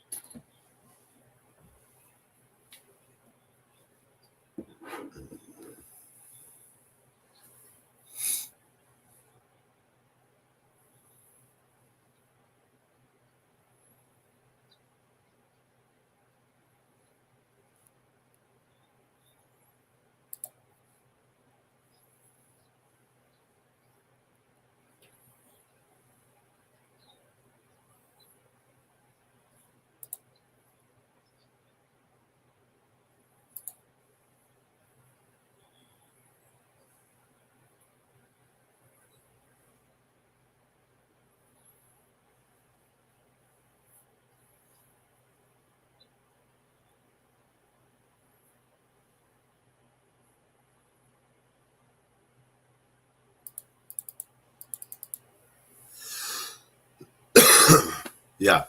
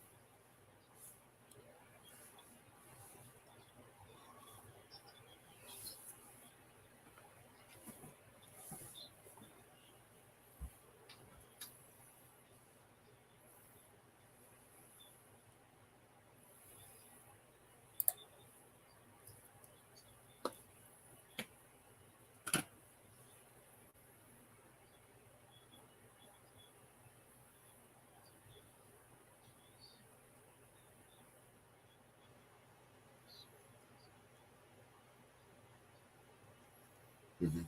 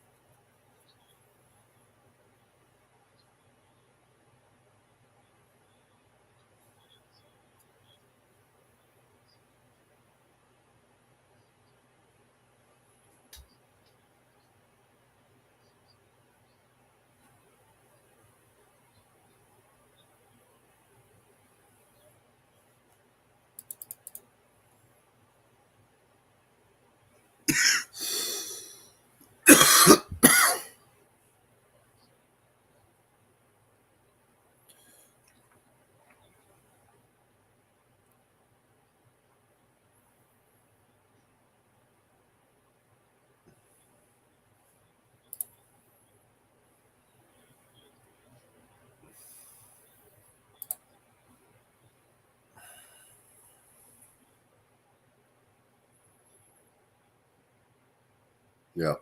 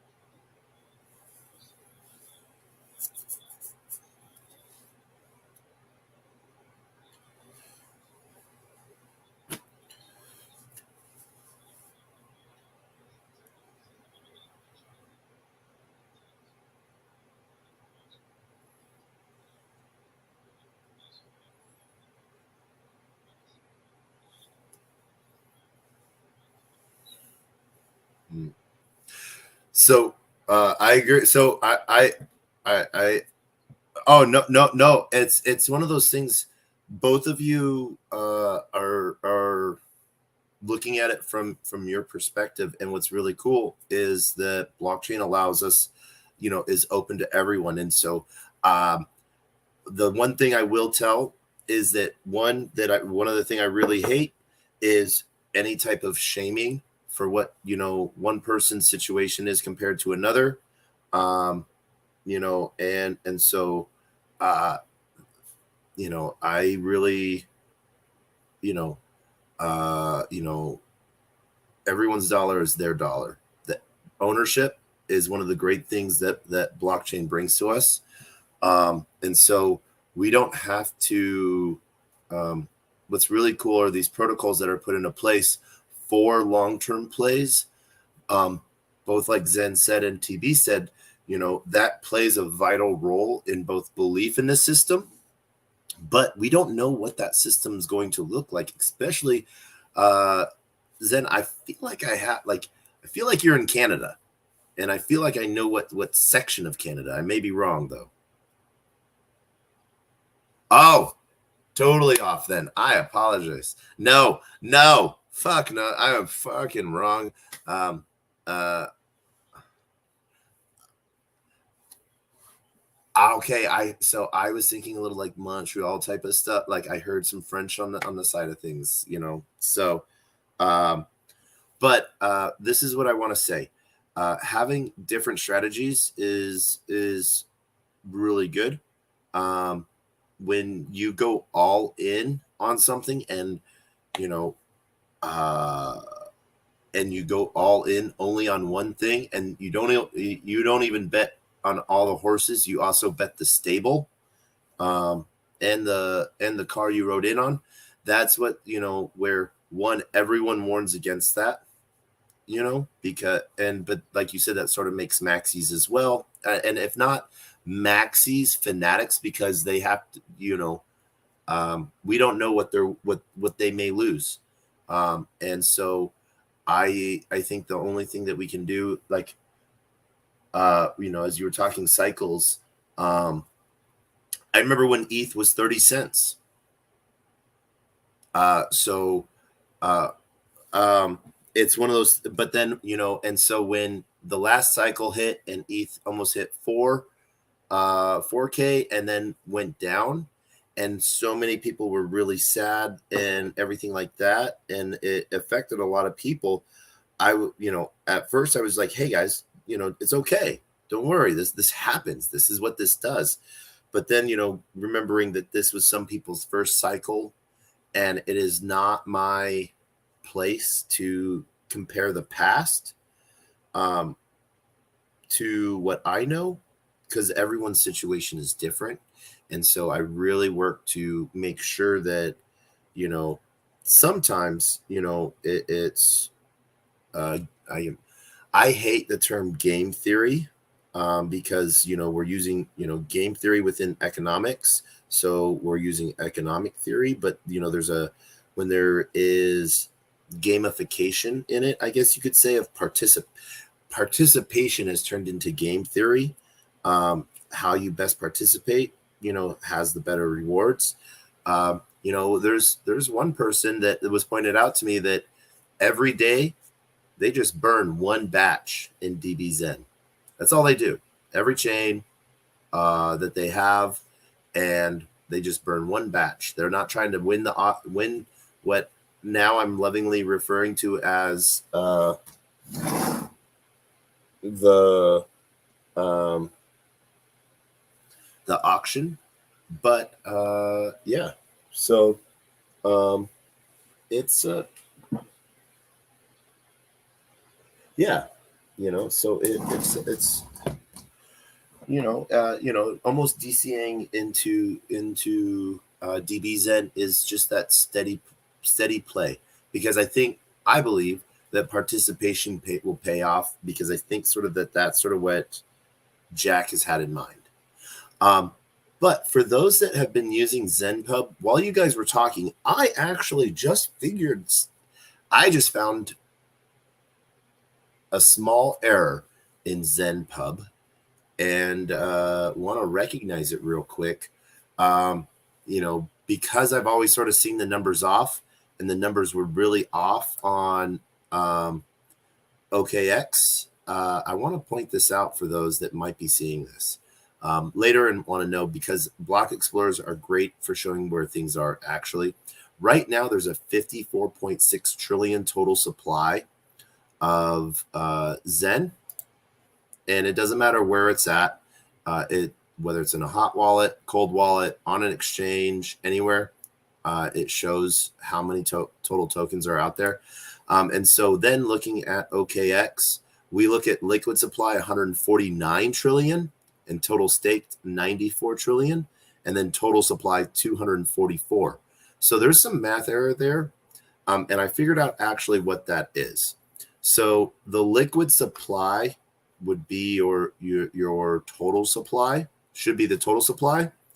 And the total staked is the 94 trillion. And then the liquid supply should actually be the 54 trillion. So total supply is actually off, because that is a number of total staked worth liquid supply, when really we are what's under liquid supply is the total supply, because we have staked in there. So I just want to point that out for those of you that look at those things and wonder why those numbers might be off a little bit. That is why. So as we move on real quick, I just want to keep going, just because I'm using this as so that I keep doing the thing that I was doing on pulling out all of the chains data. We have a couple more chains left, but I don't know. I think, overall the best thing is, wow, that is,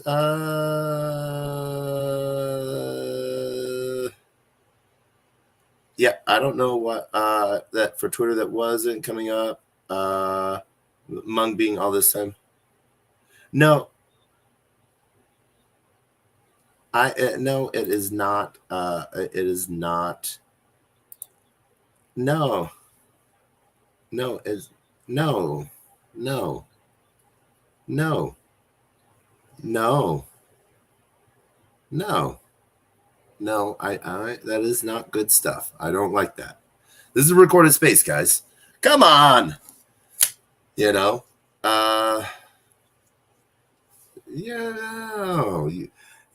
guys. But no, I think there's one of the things that, like I've said a handful of times, no, I will not read it. That no matter what, do not forget to take profits. That will, if you take profits, that will, one, allow you to do other things. And it will also allow you to, have a little bit more head in the game and a little less heart.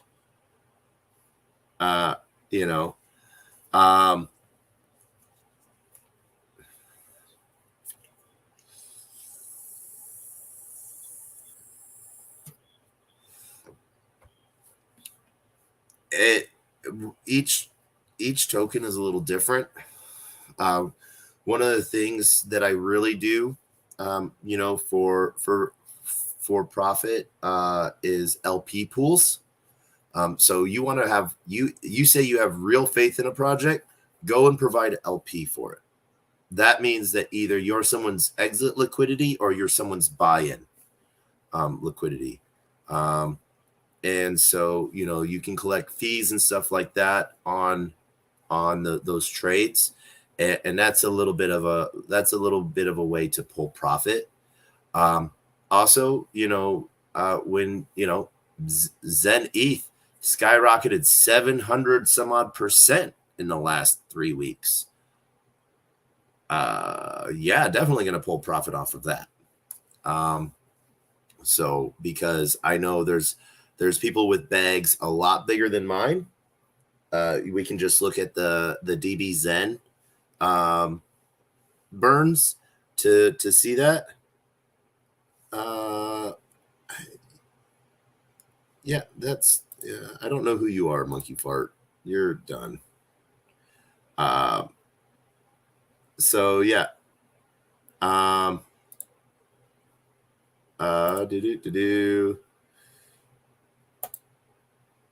Putting you in timeout.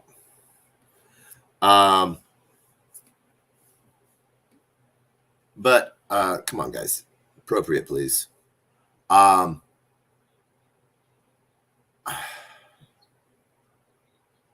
Yeah.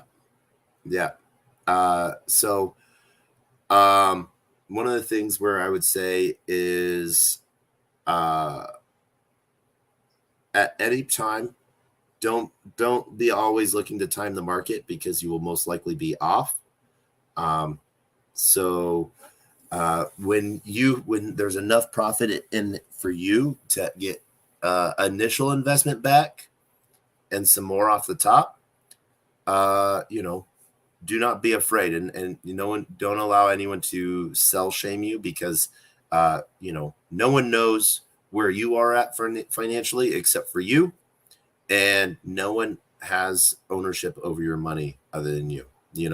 I've been part of projects where, within the NFT world, where it's something,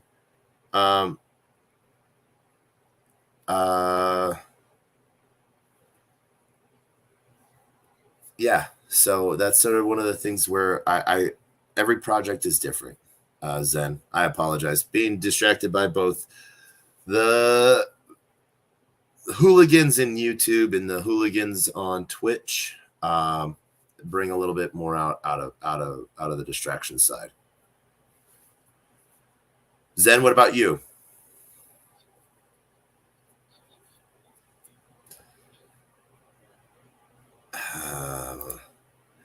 You're going back in timeout too. But Zen Master, what is? Do you have a? Yeah.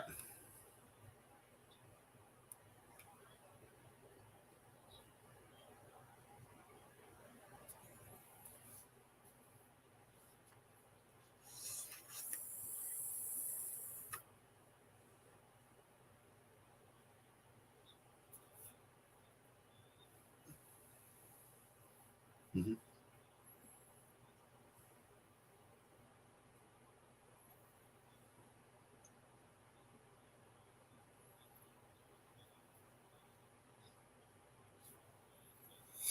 Mm-hmm.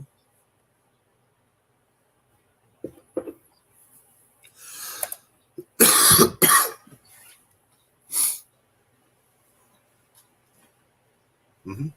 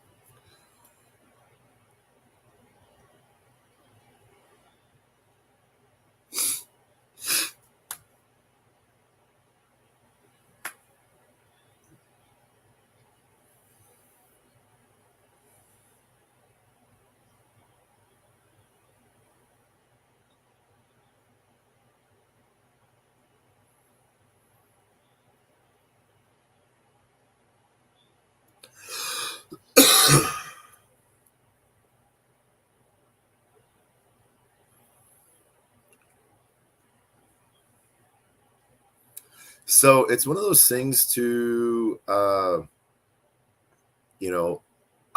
if you're doing, what's the word I'm thinking of? My gosh, I'm drawing a blank here. If you're looking at doing an exotic pairing, like you're doing ETH to Zen, then if you're in a bear and you're near the bottom of the bear, you'll when it starts to rebound, you'll see that double-sided profit. And so as both go up, and then they feed into each other and it becomes a feedback loop. And so you'll see some really cool gains there. And you'll see some interesting pieces all the way around. So I am more towards the what's the word I'm thinking of? I just go in and I stay, because I usually do I'll do a wide range so that I don't have to worry about rebalancing that often, but that I get a lot of the price action as well. So that's one of the big things that I see there. When I what's the word I'm thinking of?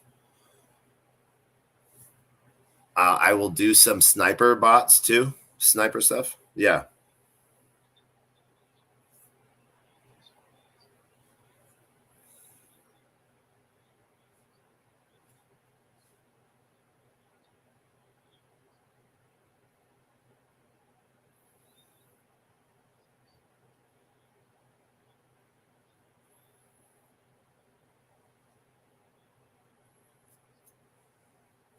Well, so if obviously if you're providing a liquidity to be, I guess someone's exit, it depends. That goes to how much faith you have in the project, because if you're being, that exit for them, but that there's a long-term cycle to it, you might be thinking, hey, I want to collect a lot of Zen at a lower price,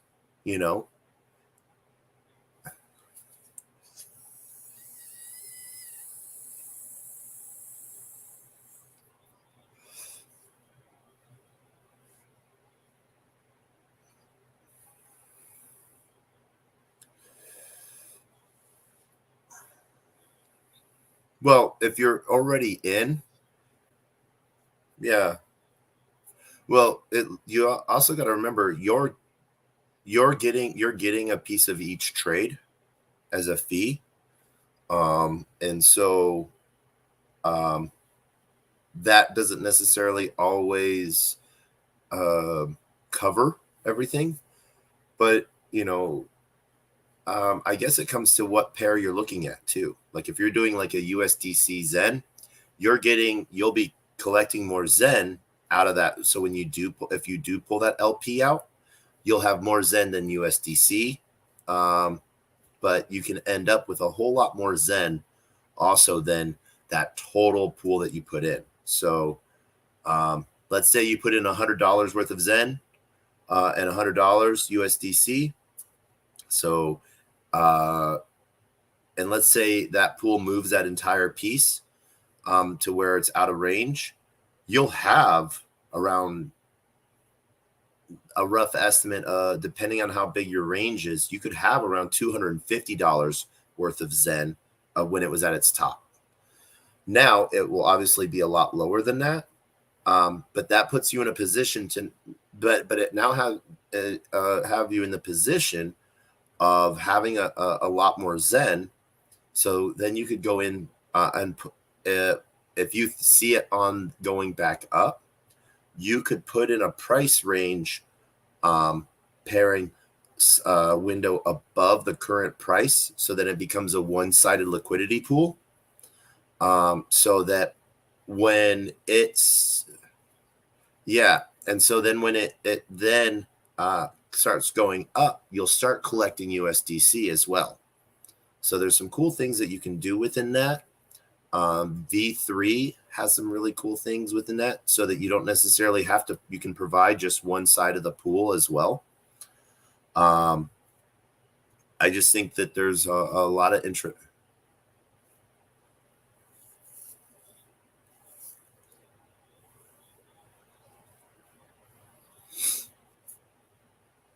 So if you're making your price window above the current price, then that's when like if you're doing it in Uniswap, So you make your price window above the current price.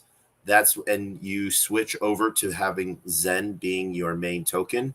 I'll show that real quick right now, actually, just so you can. So that's on the screen, so people can sort of see what we're talking about. Oh my gosh. Um, um,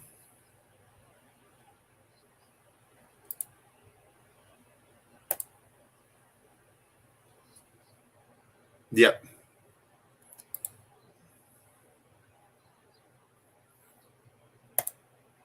Okay. Well, yep.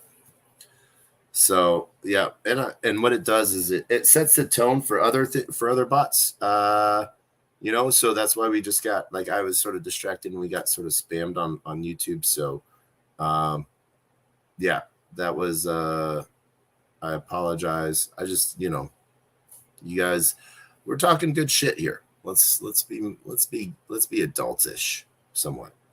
But what I wanted to show real quick was Uniswap, and what that does to sort of showcase what that one-way pool looks like. And so, boom, we're gonna. I I am showcasing. Yeah, it's on the jump. It's in the DM, or it's on the jumbotron as well. Yeah. So as you can see here, making a liquidity pool piece above the price. Ah. Oh.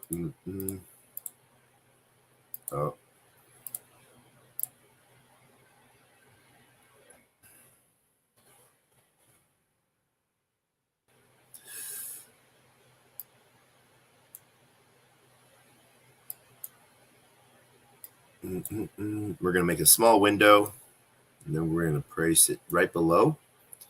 So this is how you make a one-side pool. It's one of those things. Thank you, C, for deleting that, because that's what sort of happens there. As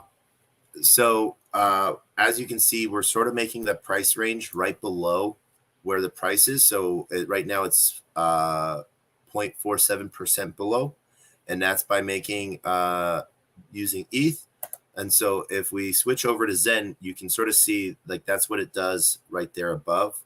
We can move that to where it's within 1 point. Oh, no, we went over. So we got to clear that out, because I hate moving that thing. By making it slightly below that, or slightly above it, it all depends on what you're making the key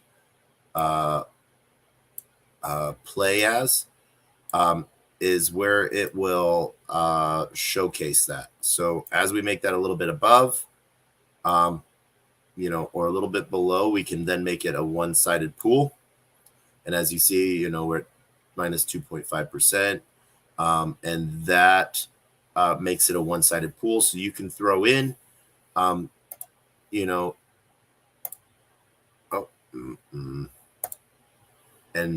as you can see, your position you will not earn fees or used in trades until the market price moves into your range. So that means if you're like right before Arbitrum launched, there was a ton of one-sided pools. People wanted to collect Arbitrum and stuff like that, knowing that as soon as it was because this is what happens with every new protocol, as soon as it's airdropped, it will then drop, because everyone that does Sybil attacks in the participation pieces to get into those airdrops just sell right away. Even though I tried to. Yeah, you're welcome. And so this is where you're able to provide that one-sided liquidity piece. And so as you see, your current price is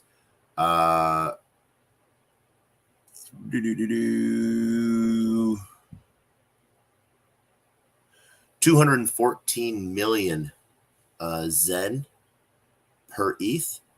And so if the Zen price is lower, what that means is it costs less Zen to buy 1 ETH at current price. And so if you are below that, that means that you think that Zen is going to cost, have a better price comparison to ETH. And so you can pile in there. So as Zen goes up, you can then, put in, you can start collecting ETH on that once those prices go in. Now, if you believe that Zen is going to go down, you could provide one side. You could actually and accumulate, but then you wouldn't be collected. You just, once it hits that spot, you would then you would just be putting in for both sides. So that's one of those things. But then if you're earning 1% of the total pool that you are part of, and so as you can, I don't know if I can. Yep, there. No, it doesn't allow the showpiece to sort of see that. But that's sort of how you can put into one side. Does that help at all, Zen?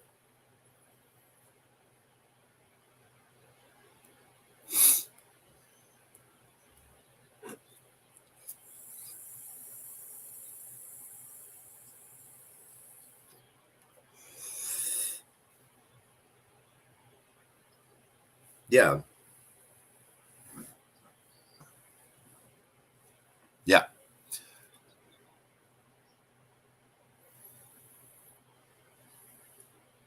Well, yeah, selling at market price, meets a really good demand because, those are the people that just put in for wide ranges or anything. So, but when they're doing market prices, they are, allowing themselves to be open to, MEV attacks, MEV sandwiches, especially depending if they have a lot of slippage, going on.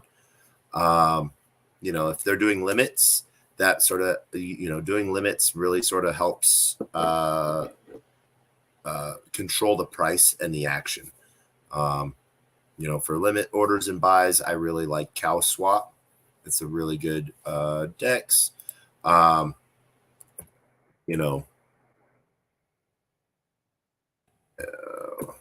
think it's cow.swap, but I remember right. Yeah, it is. And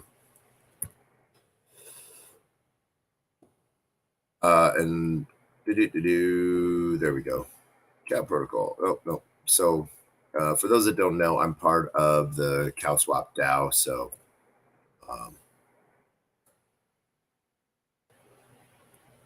no, that is not the real Cow Swap.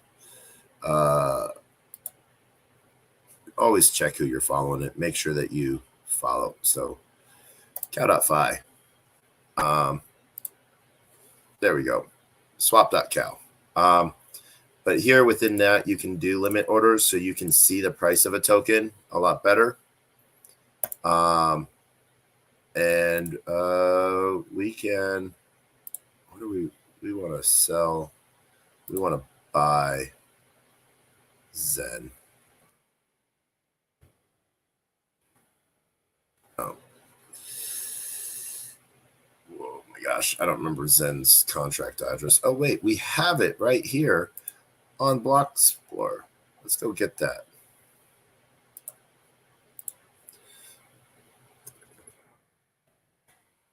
There we go. So from here, this will allow us to sort of show what our orders are and what we want to buy it at. So one, we can set it to market, and then we can change that. So if we want it to, when it goes down a little bit, little dips, it sort of shows us how much Zen we're going to get. Or hey, we want to access protocol token. That's 5 cents a token. So, um, if we want to look for a dip, we can always set those in place. Does that help at all, Zen Master? Hey, not a problem. So it's one of those things to where knowledge is power, and let's the more people that know how to handle stuff, the more people that will do stuff. So that's sort of my belief.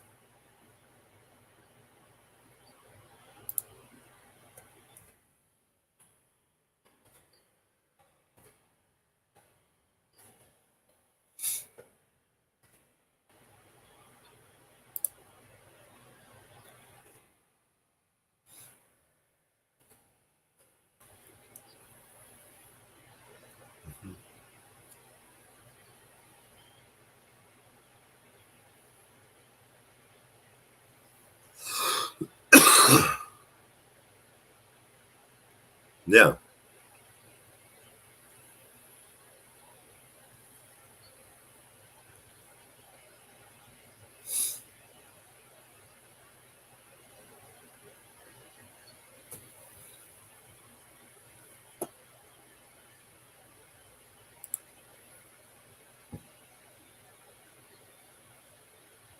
Yeah. Um, and one of the things that I sort of wanted to, you had also asked other ways that I sort of make profit when I see stuff going down. Um, this is futures. That is where I will sort of do some stuff. I will set longs, or I will set shorts if I see stuff really moving. I set longs and I set it and forget it with enough margin that it can take any dips. Shorts are in and out plays where I see something moving. I personally use MEXC. MEXC actually just added Zen to their futures. Um, uh,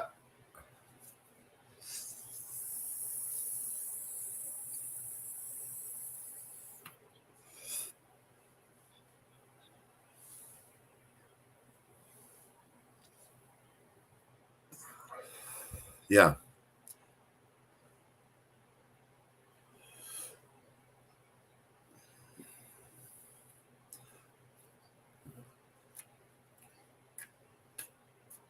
Okay.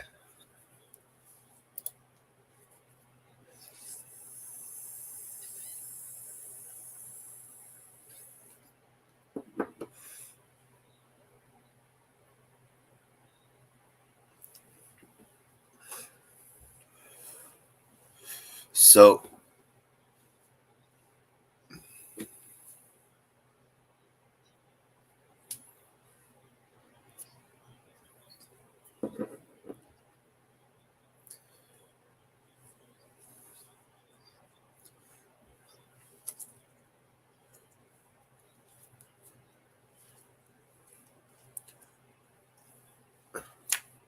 yeah, it's one of those things to where, um, you know, if you, uh, my link for MEXC is up there in the jumbotron.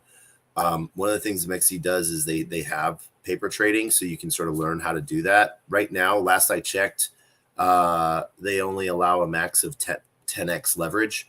Some tokens they allow up to 200x, and so if you're longing, you'll have like a thousandth of a cent move down. You can get liquidated unless you put in a lot of margin, and that might open it up. So it's one of those things to be careful with, and sort of you can set yourself up to just add in margin, so you risk only what you're willing to risk. Um, you can a lot of different options of auto margin in case there's a large sell, or there's a large buy, because what that usually does, especially within MEXC, is if there's a large sell, we'll see a large move to buy that up as well pretty quickly. So, um, market makers within that, are exciting. Um, there's opportunity within that, especially if, you know, we see stuff get on chain within like GMX, when there's on chain stuff like that. It's people think that the market's going to downturn because they think it's going to go up so high that people are going to start dumping, you know, the people that got in early and stuff like that. Like when token releases happen, I go and short it. I was getting ready to short in February. I was getting ready to short DYDX pretty big because they were unlocking like 80% of their supply token to investors that were going to have a 4,000x piece. And so, you know, I saw a really big dip coming on the horizon. Sort of in the last second, DYDX. I don't want records. I picked the wrong thing.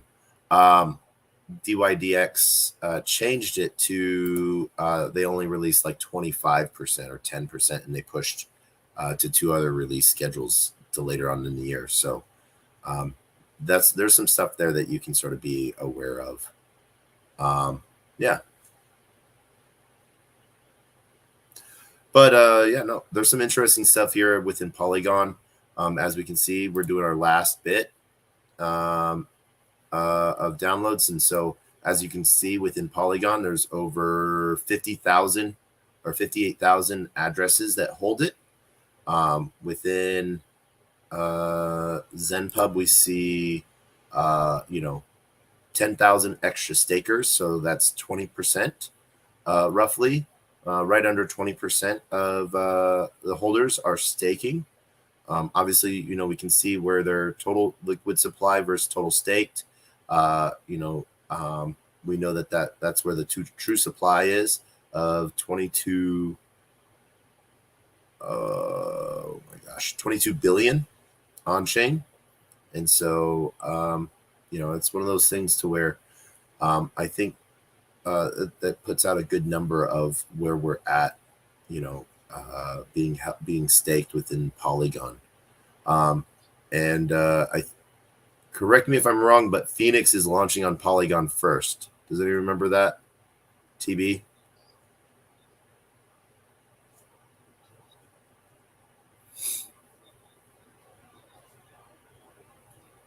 20.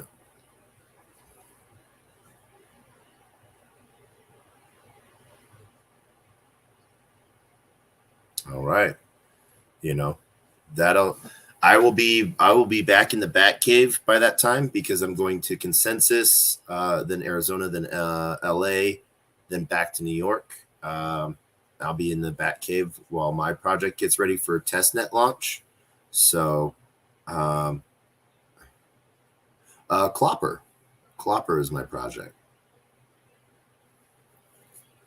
Yeah, I am with a French guy on that.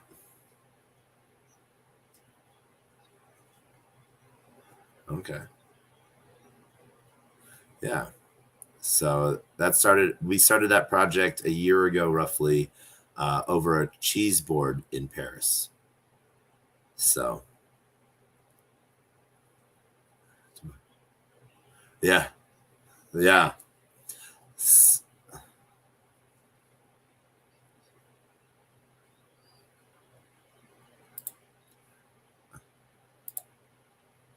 I do not.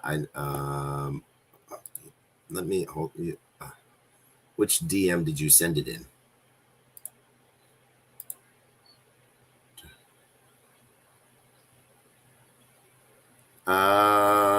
Sigma Alpha God. Nope. I do not.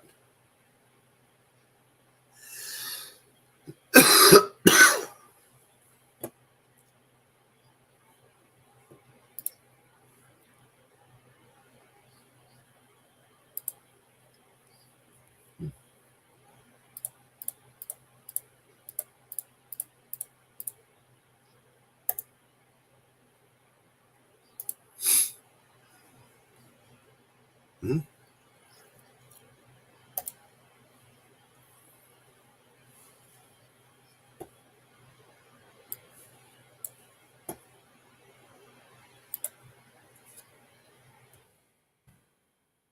Yeah.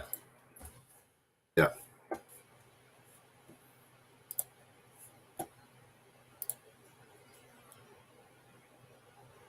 Okay.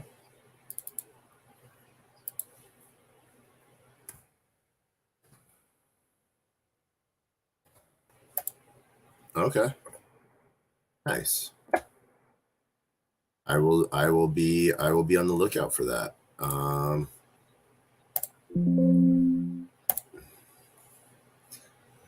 Yeah, that is my Zen friends. I totally feel like that is my um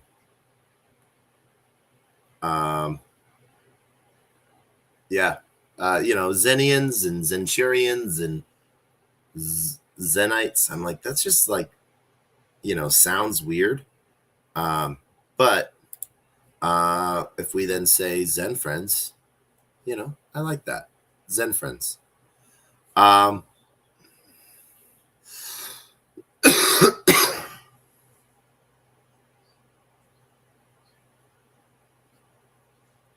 yeah.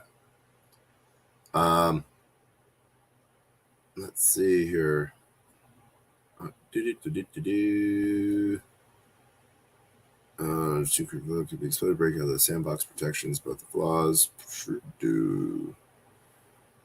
Mm-mm.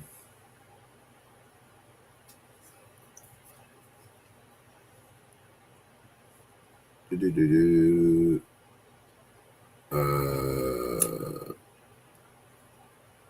Let's see here. Let's put that back in its place over there. All right. So one of the things that we've been doing is we've been pulling out all of these holder lists. So let's go see. I don't think Zen Crypto allows for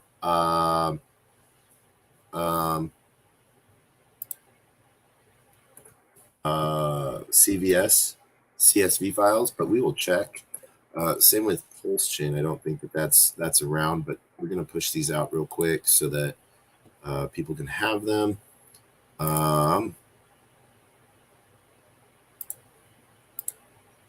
Boop.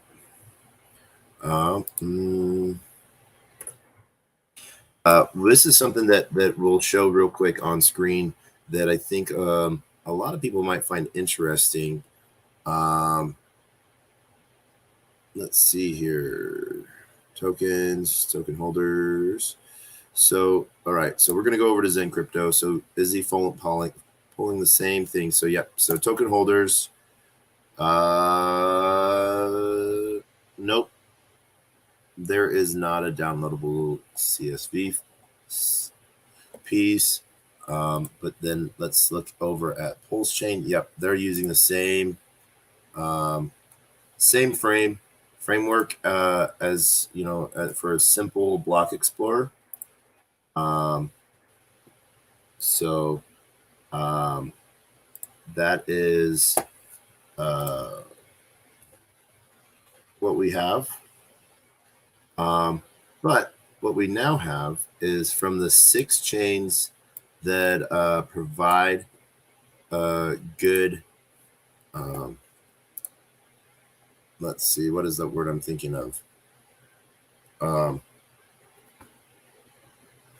Provide decent block explorers for. We now have a really good list of those wallet addresses because we know where they're at.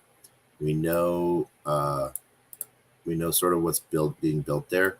And this is something that I want to show you guys for those joining us on the stream. What that looks like.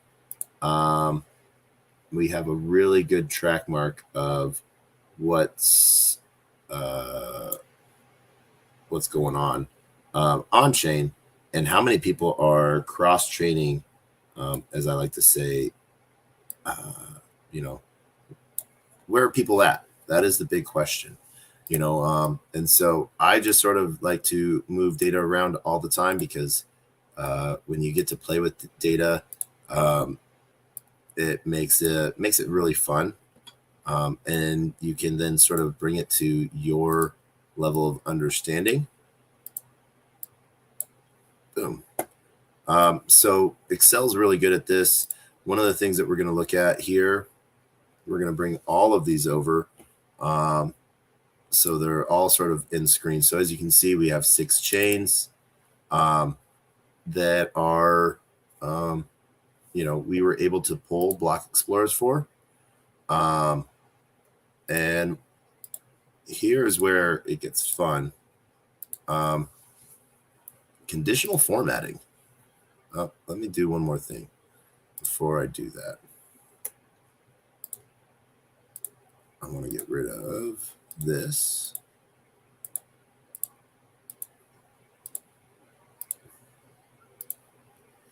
And so conditional formatting, what we're going to do within conditional formatting, we are going to highlight cell rules and duplicate values. And so what that will do, that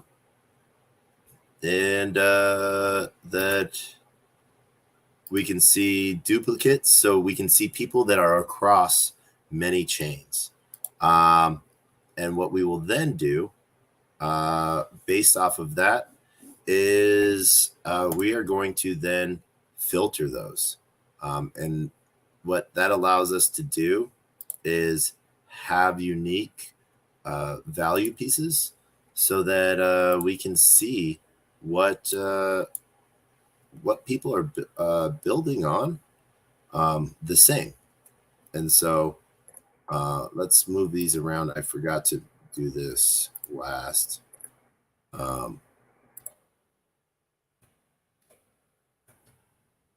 Because what we're going to do next is we're going to insert tables so that we can filter these. So we can do a hard count of what that looks like. So we're going to do this, that.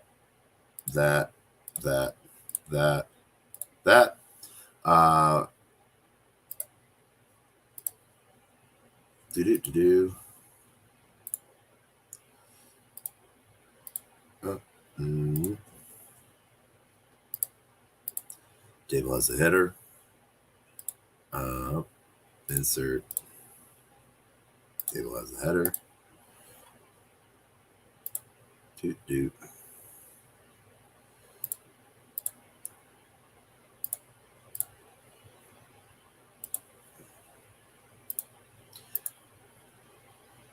And we'll soon see what those cross numbers look like of cross-chain use. And so one of the things that I really saw here, which was really cool, was how many people were going across chain and where the most opportunity was for people to have, we looked at a lot of different options for people of where the best place for people to go was. And so we're going to sort this by color. Give that a chance. And this is one of those things. Boom. There we go. Sort by color. And please remember that this is cross-chain, so they might be on BSC and Phantom, but not on ETH. But it's just duplicates across the board. So if it's in more than one column, that is when it will turn red. We have stuff like our 0x dead addresses. So we see burn addresses that have these in play.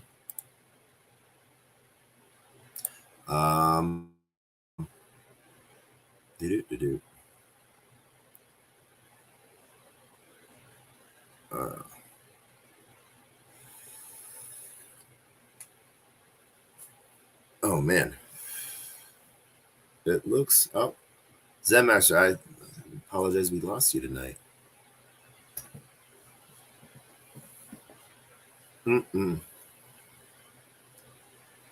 Big C, are you having a good time? Were you having fun over there? Do you have some thumbs up for me? Or have you fallen asleep? And also, I want to do a shout out to ZZ, quietly sitting there in the corner. not in the corner, just in the middle of the room. You know, so shout out to those that have joined us on Twitch. Shout out to those that have joined us on YouTube, and shout out to those that have joined us on LinkedIn as well. Oh my gosh, this formula.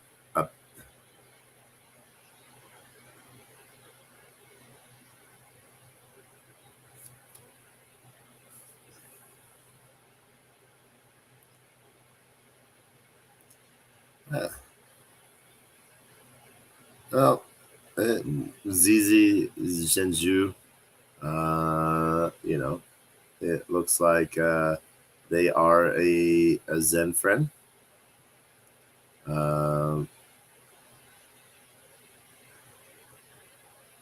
You know, it looks like they've been doing a lot, you know, so hopefully you're a good human, you know. All right, so as we see within this, let's go back over to these last formula pieces. You know, sort by color.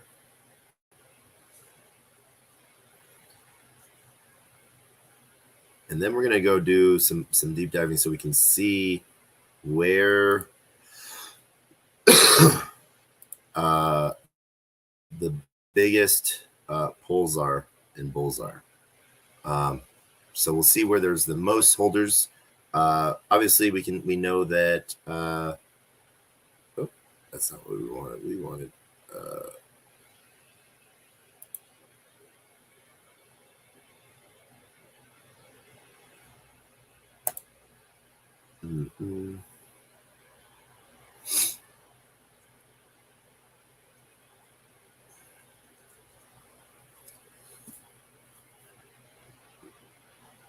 The opposite sort. We accidentally did the backward sort for Polygon.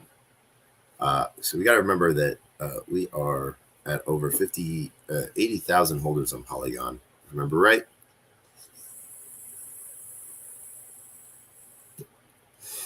And what this will showcase us, you know, obviously we already know Avalanche, you know, still has some EAA, early adopter awards, and so does Moonbeam. And the biggest reason to that, I think, is a lot of people are having a hard time within the Avalanche ecosystem of writing to the contract for Zentorrent. And you know, that's something we'll showcase on another night. Once we get through this, we'll close this up and have some, you know, fun for another, save some information for another night rather than just degenning in this all night, all day, because I will be honest, I have a shit ton of laundry to do tomorrow, and a lot of community stuff I have to do for Clopper. So while this is loading, because, oh my gosh, Excel, I'm going to talk about Clopper. So as we talk about Clopper, Clopper NFT is sort of an NFT project that we built up out of last year over a cheese board. We started having the idea of what if NFTs could own NFTs, and you could almost daisy chain it in a way. But, you know, what we really wanted was for people to have the chance for, what is this? I want a custom sort, right? Oh, let's see here. Cancel that.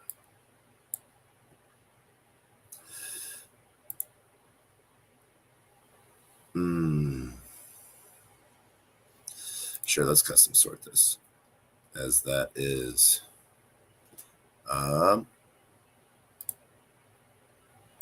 cell color and red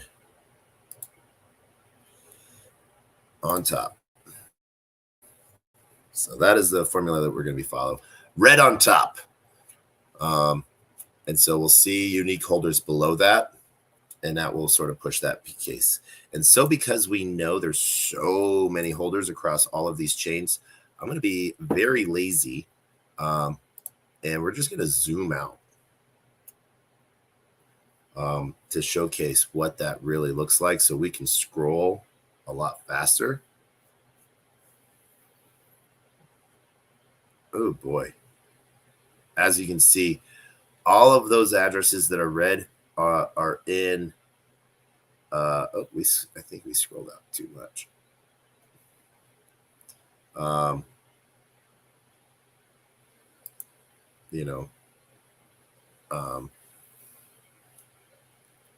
Oh my gosh, that is the fun piece there.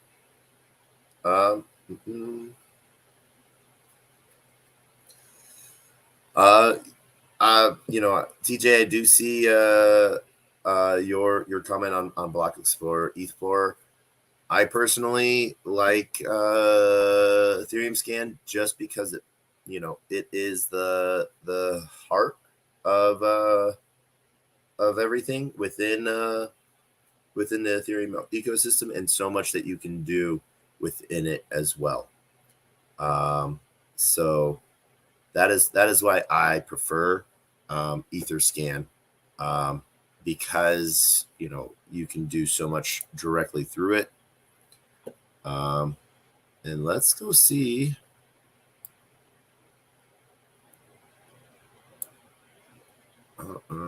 We are row 46,000. Oh, all right. So that is way too many people. We are way too far down. I don't know why I went down that far, because we know that there's, I think the largest holdings is like 10,000 holders. So I apologize for zooming in so much there. And we're in the 100,000 row. So yeah, let's get back into normal. So, all right, we have a big, so if Avalanche, so BSC, ABC, and ETH have those large numbers of unique holders. We can see that here. Let's keep going up a little bit, and we can sort of see some of these numbers. Once that slows down, because we got a lot going on in the background, both with video. I'm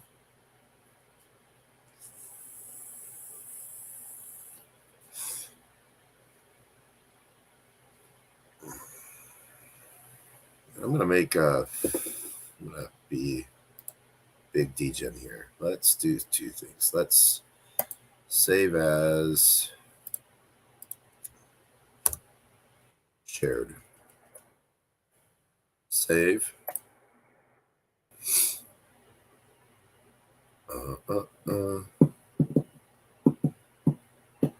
And save as. Not just shared, but Zen count. So I have both of them here. Yes, I want to replace that. All right. And we want to then also save as shared. So we open up that piece. And then what I'm going to do as well is share this. I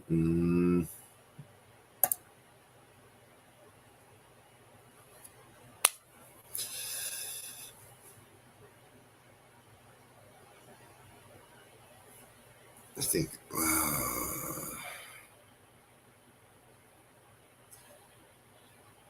Uh-huh.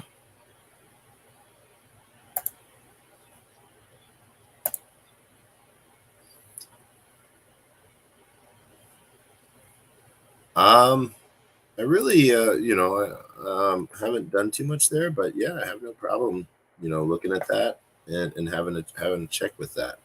So, what I am putting out right now is, if you're really bored, you too can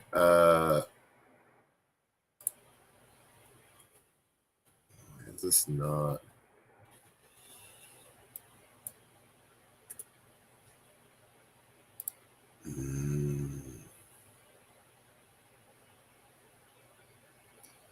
Do do do do. Mm-hmm.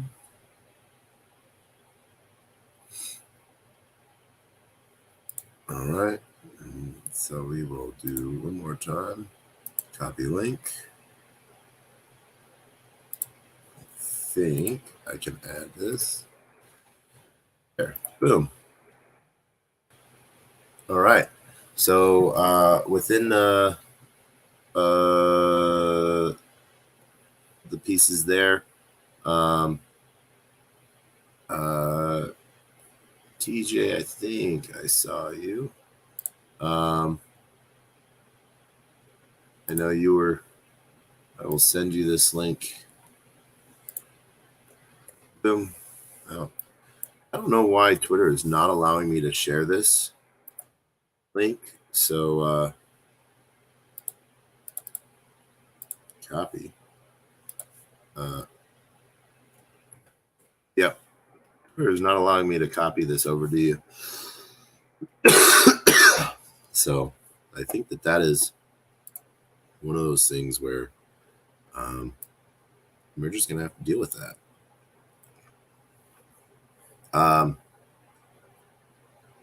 As a last chain that's showing up, we see that there's a ton of,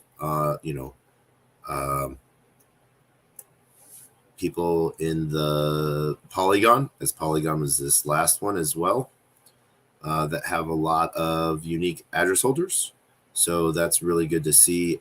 We can see the big chains are BSC, Ethereum, and Polygon, where we have a lot of adoption by unique wallet holders. So it's good to see a lot there.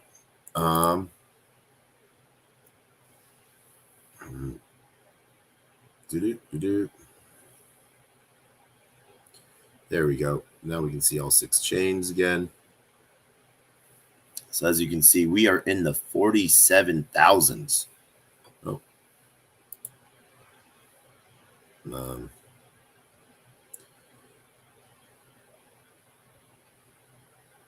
I don't know what's going on. We're having fun, but really pushing Excel tonight with all the extra data. So I think that is a sign of the times, guys. So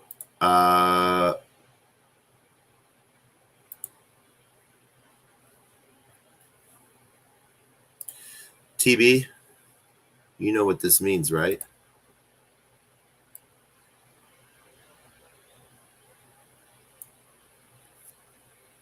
You are prepared.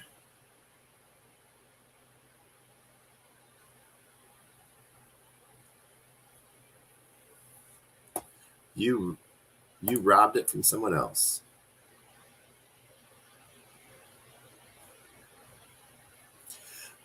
I don't know what you're talking about. You know.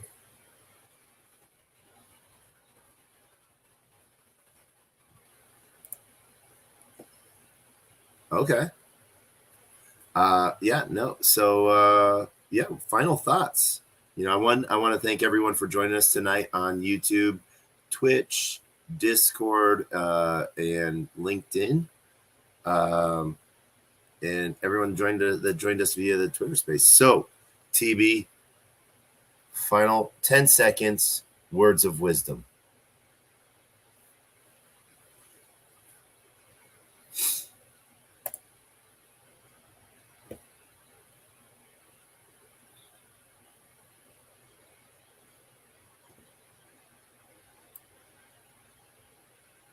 All right. I like that. That's an interesting piece there. Yeah. All right. I like it. What I hear there is don't fight with your brothers. That's pretty much what I think I heard you say.